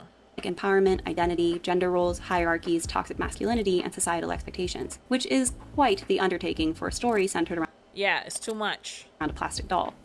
The film is at its best when it's addressing identity and societal expectations, with Barbie's existentialism being incredibly relatable. Yeah. But I found the overall message to be rather uneven, mainly because just when you're beginning to resonate with what they're talking about, they pivot to something else. The film's approach to women's empowerment felt like an intro to feminism Instagram graphic, and it notably lacked intersectionality. Women's experiences vary greatly based on... could have highlighted the other ways that society belittles women through Gloria and Sasha's characters, creating a more inclusive message. I've seen some people argue that this super simple take on feminism was purposeful, pointing out that Barbies have no prior knowledge of these issues and are coming in blind. But aren't these Barbies also presidents and Nobel Prize winners? Isn't it a little condescending to still treat them like they're children? This was actually a recurring problem that I had with the take on feminist issues, considering they did multiple interviews to the contrary. While I can commend the film on making these issues accessible to a young audience, I can't bring myself to call it a revolutionary feminist masterpiece, especially when it attempts to position her, but the Barbies also don't mistreat them. Whereas when it's the other way around, the dynamic, I find it interesting that Gerwig herself doesn't recognize the difference between the two. In Barbieland, but in the film they simplify, especially when it attempts to position a matriarchy as being as problematic as the patriarchy. Under real-life patriarchal systems, women are actively exploited, harmed, and put at risk. Just look at the state of healthcare in the United States. But in the film, they simplify the extent of that harm. Even though she wrote the dynamic, I find it interesting that Gerwig herself doesn't recognize the difference between the two. In Barbieland, the Kens simply don't matter. Sure, they don't have any power, but the Barbies also don't mistreat them. Whereas when it's the other way around, the Kens immediately objectify the Barbies and turn them into servants. Yeah, like, you know, it's like that saying that men are afraid women will laugh at them. Men are afraid women will laugh at them. Women are afraid men will kill them. The Barbies see power as the ability to do whatever they want. Meanwhile, the Kens force others to do what they want. See the difference? I saw some reviews that were like, the Barbie movie hates men. And I think you'd have to have been watching the movie blindfolded with earplugs in order to have reached that conclusion. Sure, Ken is pretty stupid, but that characterization shouldn't be offensive when 1, he's fully developed with an arc and feelings and motivations, and 2, is an archetype women have been playing for decades to men's benefit. If you find an issue with the depiction of men in Barbie and their subsequent treatment, then you should have an issue with how women in the real world are treated, because that's the point the film is making. Hello, ding ding ding. The film addresses toxic masculinity in an absurdist manner, going, oh, look how silly these men are acting, when I think they could have taken it a bit more seriously. Everyone talks about... So, it's so crazy, like, it's so bad, like, yeah, I was trying to find where Brittany talked about it in her video, but, you know, it really is, like, this internet shit, this internet game out here is not for the weak, okay? Like, the shit that we are watching and consuming is utter brain rot. It is literally a brain-eating disease, okay? Some of this shit out here. Like, I mean, I don't think the person's gonna see this, but if you do see it, well. I was on a shoot some weeks ago. Actually, it wasn't that long ago. That would be a lie. But anyway, I was on a shoot recently. And we was, you know, a couple of us sitting around talking about movies and stuff like that. And one of the guys was like, I'm not seeing that movie because it makes men feel bad for being men. And I'm like, wow, like, one of you in the wild. Like, like, you know how they say, like, a lot of people, see, this is the thing, though. A lot of people are saying, like, oh, that's just chronically online stuff. I'm chronically online. So I'm not looking down on the chronically online. Unless, of course, they're like this. But people are like, oh, that's chronically online. You don't actually see that in the real world. You know, that's just Twitter comments. No, I was at work.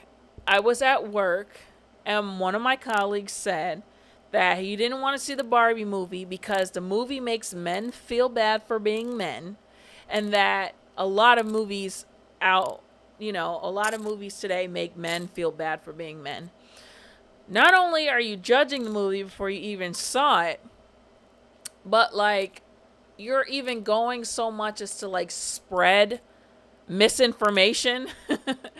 Like, you're spreading misinformation like Ben Shapiro did with his raggedy ass review, which is just like, I read somewhere that he was a quote-unquote failed screenwriter, so he's a filmmaker, you know, I guess he was a aspiring filmmaker and couldn't hack it, so now he just got to shit on everything from Hollywood because it's all leftist and woke. Like, these people, they couldn't even they can't enjoy anything. They can't enjoy anything. So, what was I gonna say? Yeah, Ben Shapiro also, like I said, spreading misinformation, spreading, you know, 10%, taking 10% of the stuff you saw in the movie and the bad stuff and just spreading it, you know what I mean? And, like, so when I just heard that, you know, thankfully there was another guy there who actually saw the movie and was like, dude, it's obvious that you haven't seen the movie because it was complete opposite of that. Ben Shapiro also too, like I said, this is what I was trying to say, was that he is supposedly a filmmaker, but he has no concept with how to analyze movies. Like, he doesn't understand subtext. Like, I guess he's just like a math and science guy or something. Like, I don't know. Like, he didn't understand the satire. He didn't understand when the movie was making fun of itself. He didn't understand, you know, when the young girl calls Barbie a fascist, that it's like, they're not trying to say that that white women are fascists or something like that. They're trying to make fun of, like, how a lot of Gen Zers, teenagers, perhaps maybe saying things, not even just them, a lot of millennials too. They might be feeding into ideas and just regurgitating things without even knowing what they mean or understanding the breadth of what these concepts mean. Like, for example, when the girl's father, who's white, by the way, says something in Spanish, she told her father that it was cultural appropriation. So now you're saying it's cultural appropriation to speak a different language? Like, the movie is making fun of itself, you know? It's not trying to, you know, it's just like, you can't read the room. You can't see what's going on. Like, why he's just wasn't looking over shit with a careful eye. But anyway, so yeah, the guy said that on set, and I was just like, because I had seen some stuff about the Barbie movie, and I was just like, I don't think that's actually the messaging, because this is what I, heard that I hadn't seen it at that point. And we didn't even get to finish the conversation because we had to get up and do our work stuff. But just watching this movie, though, this is so funny. I wrote this, that patriarchy is just massive cope.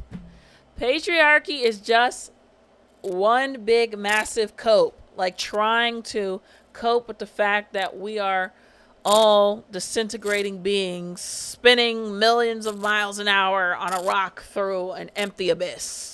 I hate to say it like that, but patriarchy is just a cope for that, to try and have some kind of control over something. Like, if I can control one woman, then, if I can control one woman, then I can get through all of this. You know what I mean?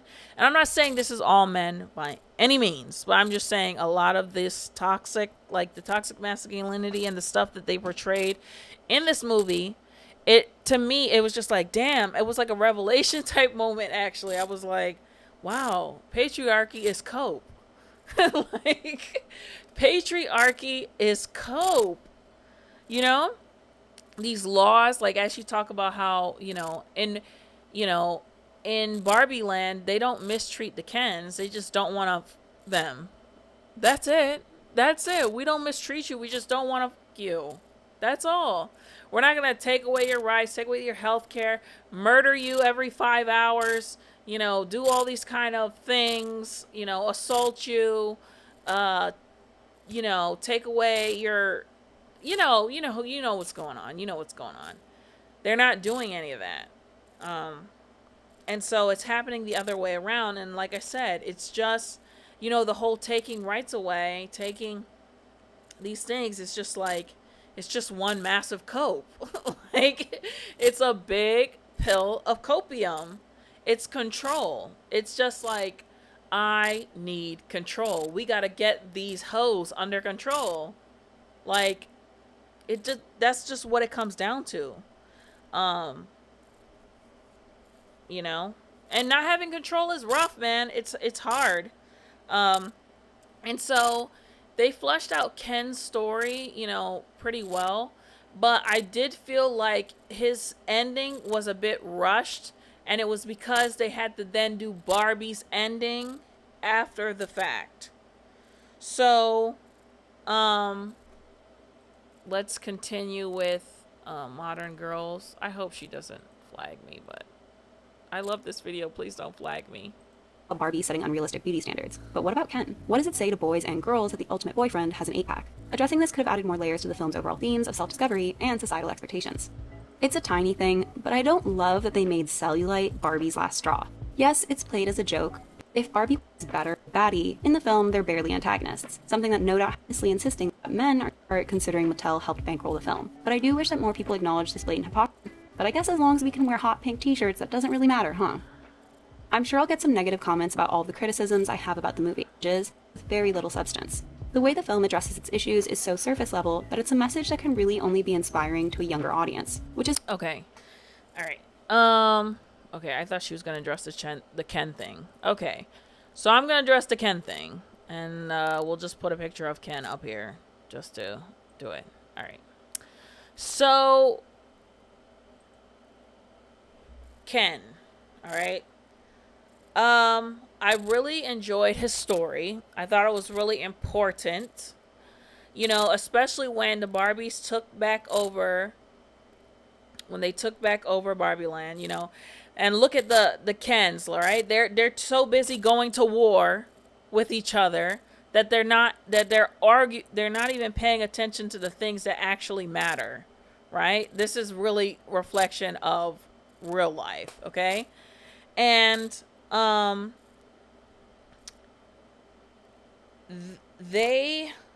I said, actually, whatever, a conversation. So I feel like they started a conversation that was really good, and then it just had to end so quickly. You know, Ken was obsessed with Barbie. He just wanted to impress Barbie.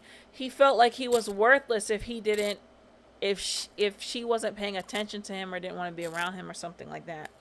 And I hate to bring them up. I hate to bring up the Red Pill podcasters. You know who they are. But we've noticed in the past 2 years this rise of these people sitting down talking about women, worrying about women, talking about women, wondering what women are doing, okay? And it's almost like an obsession level. Like, it is an obsession level. Like, imagine having a show multiple times a week, every week, talking about what women are doing, how to control women, how to manipulate women, how to get women, just like boom, boom. I'm just like, bro, my head is spinning. Like, why is this your whole identity? Like, don't get me wrong, there's channels that talk, give advice to women about getting men, or women talking to other women about how to deal with men. But they're way less toxic. They're way less in number. They not going viral, that's for damn sure. And these channels always have other interests. Like, they always talk about different types of things.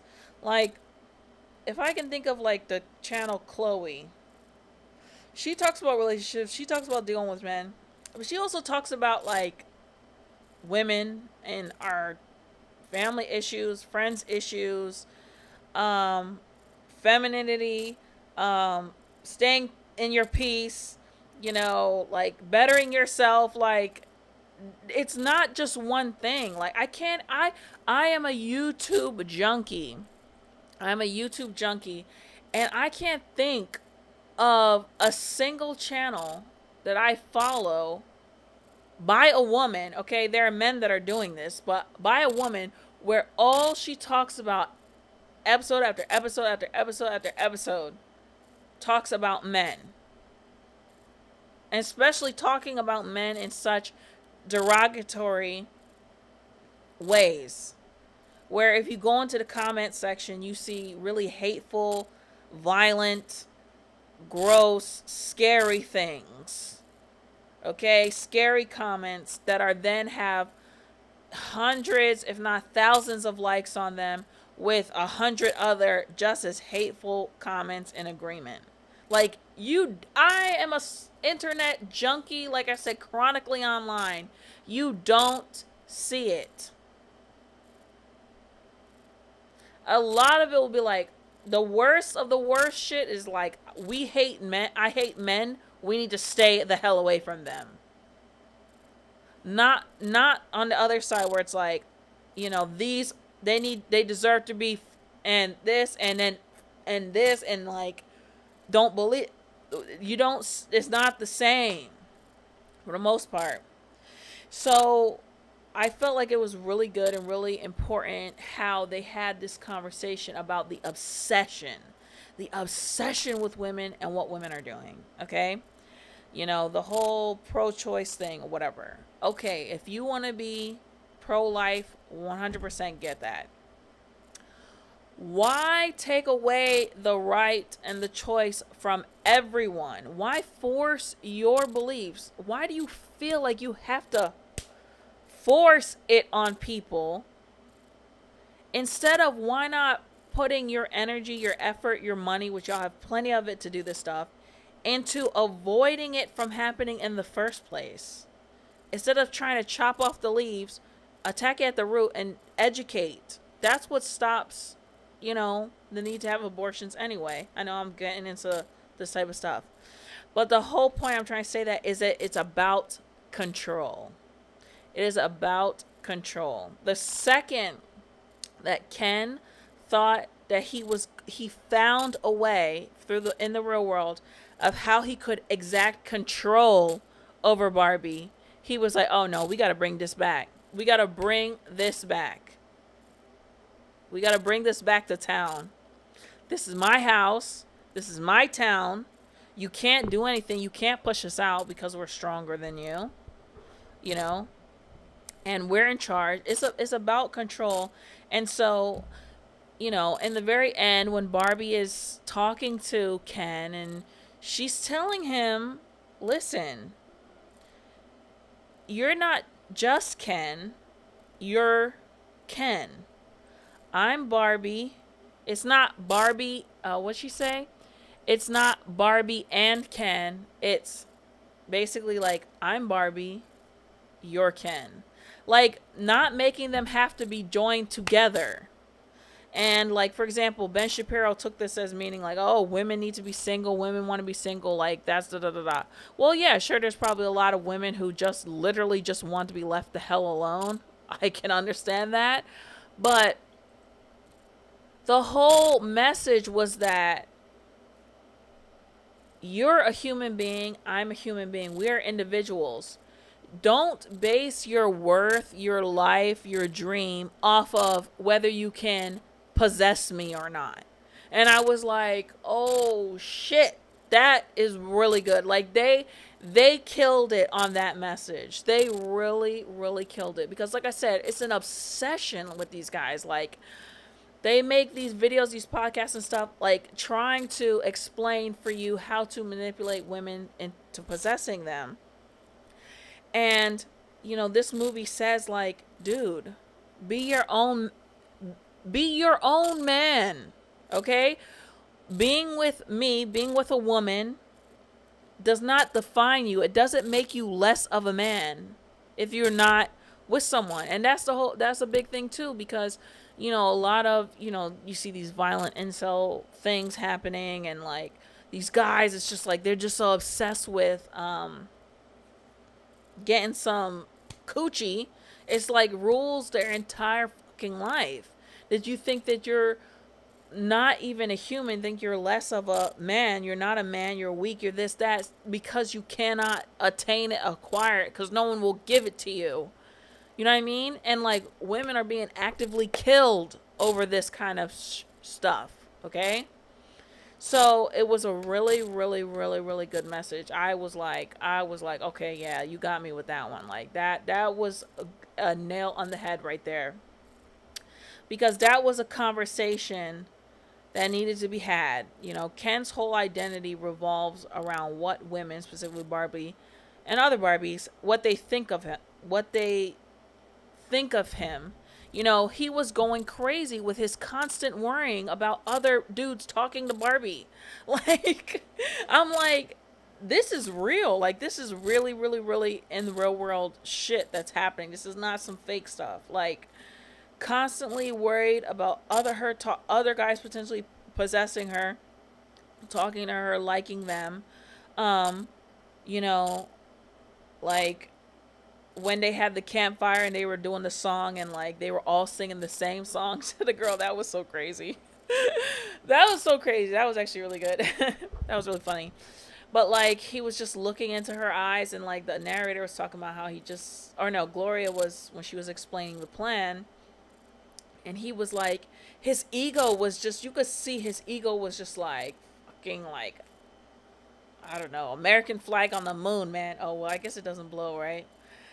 But it was just strong, okay? It was strong. His ego was going strong because he was like, yeah, I got this bitch right here on this beach towel. I'm singing to her and shit. Look at her. She falling in love with me. Like, and then it was like, when he thought she wasn't paying attention, she was talking to another guy, he just fucking went insane.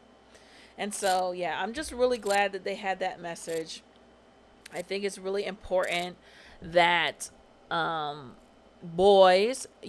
boys, you know, especially if there's any young boys watching this movie, to know that, you know, and this is how they portray men in movies, right? How they always have, like, he's rewarded when he gets the girl. Like, finally, he's achieved her. And it's like, you know, maybe a lot of these people that are criticizing the movie, they would have liked Ken to finally achieve Barbie. He captures Barbie. He makes her settle down. He humbles her. He gets her pregnant.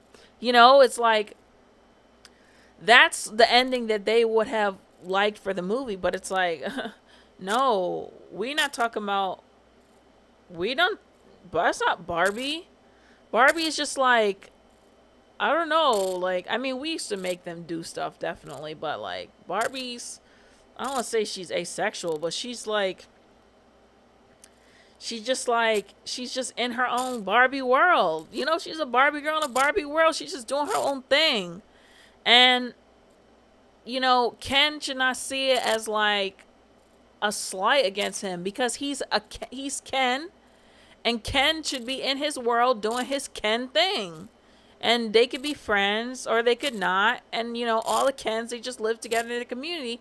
People want to get together, they get together. But don't base your whole fucking identity off of whether you're able to achieve, you know, they make it this kind of game, this kind of chase, is whatever.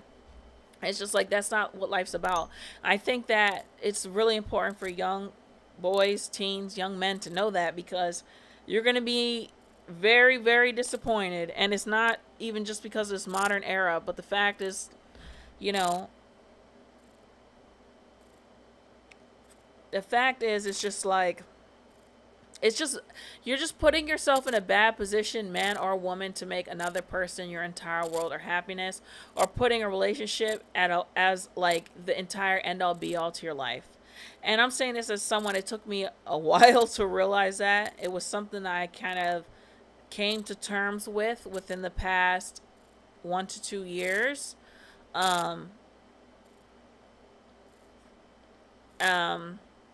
You know, going through the situation with my dad, going through a situationship that went on for way too long, you know. It's just like, and another situation that shouldn't have happened. And it just, yeah, you gotta focus in here, you know. You gotta focus on you and figure out who you really are. And I thought that was a good message. I think that was a good message for Ken. And yeah, I think that's good. That's good. I've pretty much said it all. I'm going on in my notes about Ken again. But it's sad that a lot of these guys, you know, these people criticizing the movie are too dense to see that. Like, they didn't even take a second to think about, they didn't take a second to think what else could be going on. Like, nothing. You got nothing? Nothing else? Okay. It's just women bad, men good. Women hate men. Bar humbug. That's what you got from the movie? Okay. Whatever. All right, and then I feel like there was one other thing I wanted to say. Yeah, they talked about Ken, about how hard it was to lead. They could have leaned into that a little bit more. But you know what? We hopefully there's some non-toxic male that can tell that story, and tell it soon. Quickly, come on, quickly. Tell that story and tell it soon, okay? And why don't you use one of your major toys to tell that story? How about that? You want to use Barbie to tell this? Use a boy toy use a movie, a Lego movie. How about that? Use a movie that all the boys want to see and tell that storyline.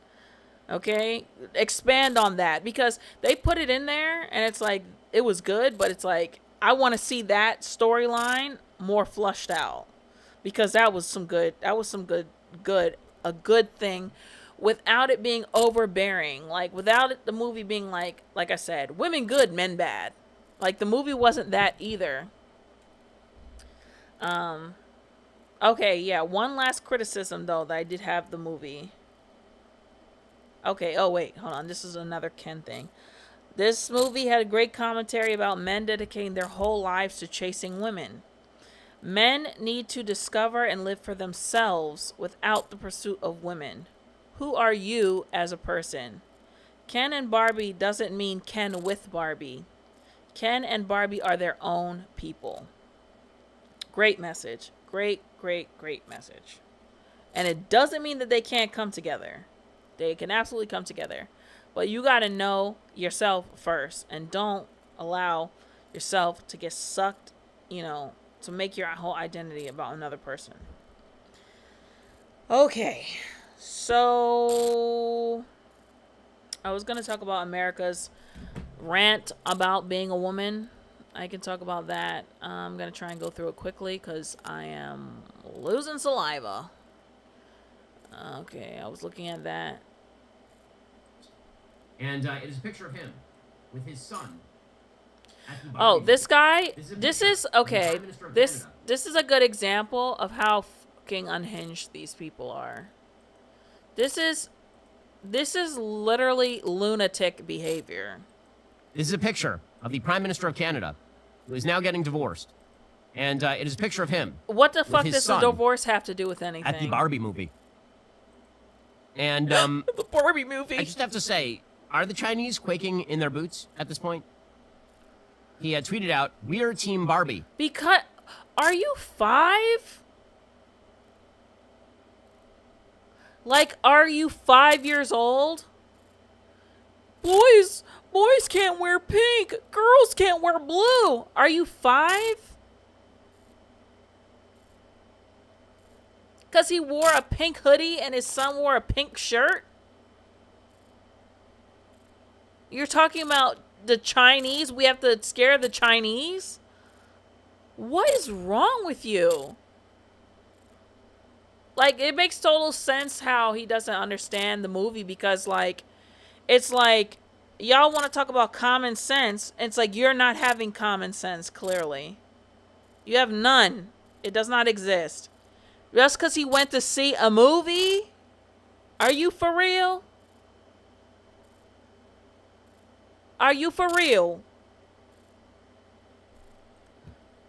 And there's a picture of him in a pink sweatshirt that says "Love You More," and his son, who is wearing a pink t-shirt and star shorts, and they are gazing bizarrely and creepily into the camera.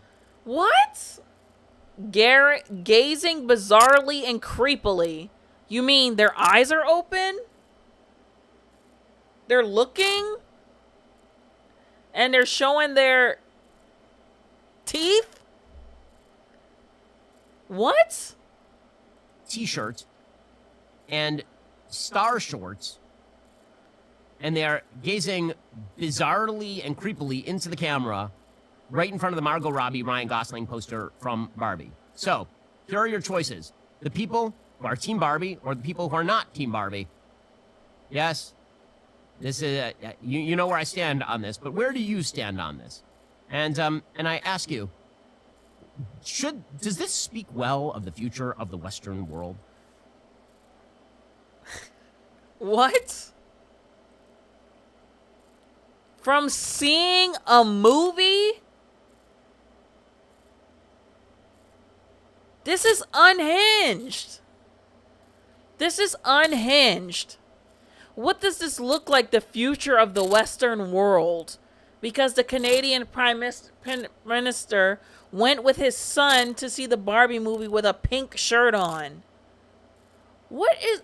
Dude, you know that people can't pay their rent, right? What is the future of the Western world about that? Tell me what the future of the Western world is about that. Okay? People cannot afford groceries, okay? You go to the supermarket, you buy 5 items, you're spending $42, Ben. What's the future of the Western world with that? My gosh, man. What is wrong with these people? Like, and it's just so crazy that the people that listen to him, like, how do you not see this? How do you not see this?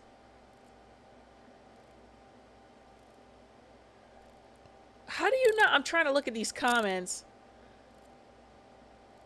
Getting your panties in a twist about a movie based on a children's doll to own the libs. Yo, and you want to talk about triggered? Like, bro, seek help. It's okay. Like, did Michael Jordan, look, stop. Get some help. Okay?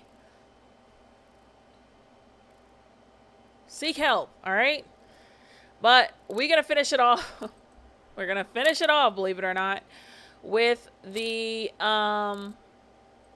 America Ferrera monologue.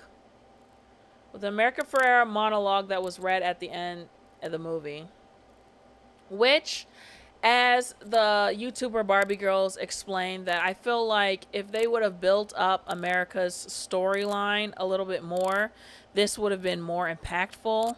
But it is what it is. I felt that it was good, but again, she did a great job, but I just feel like it just didn't hit. And I feel like it was probably too long. And I also feel, as I've been saying, that they could have showed this without telling. There was too much telling in this movie and not enough showing. You know, I gotta be dramatic. I gotta show and tell because we're on a stream. But anyway, I wish they did that more. Like I said, if you're not taking the time to do that, it's kind of lazy. It's kind of lazy filmmaking. And don't get me wrong, it's not easy, okay? It's not easy. I made a short film recently. I mean, God, it's like 4 months ago now. It's not easy. It's not easy. But, you know, at their level, they have the access to some of the best writers in the world. So for me, it's like, it's hard for me to like not really come to hammer down on them because y'all have access to the best writers in the world, okay? Y'all should have got the people, like I said, that work on Pixar. Well, you probably can't, you know, work on Pixar, but they should have found people who work on those types of movies to help y'all write this shit, okay? There's no excuse, really. And speaking of that, I always am adding potential things to talk about on my stream. We'll talk about Pixar and why the movies are so good. Because there's an actual formula and it was fascinating to read about and I want to share the information. So anyway, this is America's speech. I love her name, by the way, America. I know people hate America and whatever. It has I don't know, something about it is just very ominous, but I think the word America is just a beautiful word and her name being that is beautiful. It is literally impossible to be a woman. You're so beautiful and so smart, and it kills me that you don't think you're good enough. Like, we always have to be extraordinary, but somehow we're always doing it wrong. I'm sorry, y'all gonna see some acting in here, okay? You have to be thin, but not too thin. And you can never say you want to be thin. You have to say you want to be healthy, but you also have to be thin. You have to have money, but you can't ask for money because that's crass, basically. If you ask for money, you're a hoe. But you have to have money. You have to have money, but you can't ask for money because that's crass. You have to be a boss, but you can't be mean. You have to lead, but you can't squash other people's ideas. You're supposed to love being a mother, but don't talk about your kids all the damn time. You have to be a career woman, but also always be looking out for other people. You have to answer for men's bad behavior, which is insane. But if you point that out, you're accused of complaining. You're supposed to stay pretty for men, but not so pretty that you tempt them too much. Or that you threaten other women because you're supposed to be a part of the sisterhood. Also, I would say that you're supposed to stay pretty for men, but not so pretty that you tempt them too much. Or that you make them feel like they can't, I want to say capture, but that they can't obtain you. You know, I was some post on Twitter. It was going viral of this gorgeous woman with a crazy body. She was thin up top, small chest, and had like these thighs and butt and everything. And there were so many crazy looking men in the comments saying that she was fat and disgusting. I mean, it was insane. I mean, men, I'm talking about in their 50s, 60s. It wasn't even just young boys. Young ones, all the way up to 50s, 60s. Oh, she's not my type. She's too fat. Sir, this is a Wendy's. You're 70, okay? I'm going to give you the senior citizens discount, okay? Just wait over there. You know? Anyway. But always, okay, so she says, you're supposed to stay pretty for men, but not so pretty that you tempt them too much or that you threaten other women because you're supposed to be part of the sisterhood. But always stand out and always be grateful. But never forget that the system is rigged. So find a way to acknowledge that, but also always be grateful. You have to never get old, never be rude, never show off, never be selfish, never fall down, never fail, never show fear, never get out of line. It's too hard. It's too contradictory, and nobody gives you a medal or says thank you. And it turns out, in fact, that not only are you doing everything wrong, but also everything is your fault. I'm just so tired of watching myself and every single other woman tie herself into knots so that people will like us. And if all that is also true for a doll just representing women, then I don't even know. So it was a good, powerful monologue. But like I was saying, I don't think it hit how it was supposed to hit. But either way. Wait, there was something I wanted to add in there to herself. Oh, yeah. So I was gonna say just like that. You know, for women, this is something I learned. It's something I've learned, but also I saw this on TikTok and I was like, yo, I learned this on my own. And then when I saw someone say it on TikTok, I was like, yo, it's so fucking true. But I feel like when a lot of women just accept that they're not going to be perfect and stop obsessing over what men think about them, in the same way that Ken was like, and stop worrying about what men think about you. Stop always trying to like be attractive for men. Stop always trying to get male attention. When you start to not care about male attention, male gaze, that is the only way you will ever really be free. Like it is literally the Underground Railroad. Like it is the path to freedom. Okay, the North Star. Okay, sorry for all the slavery references, but it is a drinking gourd, okay? Stop worrying about what they think. It's freedom. It's literally freedom. On that note, I will say that I really did enjoy the Barbie movie. Again, like I said, the message was too on the nose. They should have been more subtle about it. There's plenty of ways that they could have did it. Like I said, they had access to money to the greatest writers in the world, that they could have told the story in a less obvious, on the nose way, especially without saying the word patriarchy, which I hate. This is my Barbies. This was such a fun stream. I hope a lot of people watch it. I was putting it off too because I was like, damn, I'm gonna tell this stream, and it's like the movie's only been out for 2 weeks, so it's like, are people even going to like, you know, are they even going to, like, have they even seen it yet? Like, is this like a waste of time? So, oh look, she has stockings too underneath here. It's fly as hell. Okay, so yeah, loved Ken's storyline. I think Margot Robbie did a good job in this. Like I said, you know, as a filmmaker, it does my criticism. Okay, they could have flushed that out. They could have flushed out America Ferrera's character more. Could have took that Mattel stuff out. Yeah, I don't know what I would rate the movie, but I really like the fact that the movie started a lot of conversation. I love the conversation that has been started from the movie. So I guess in that regard, it definitely won. So anyway, guys, thanks so much for tuning in. And have a good night. Leave a comment if you agree, disagree with anything I've said here, or have anything to add. And I will catch up with you very soon. Peace. Bye. See ya. Have a good day.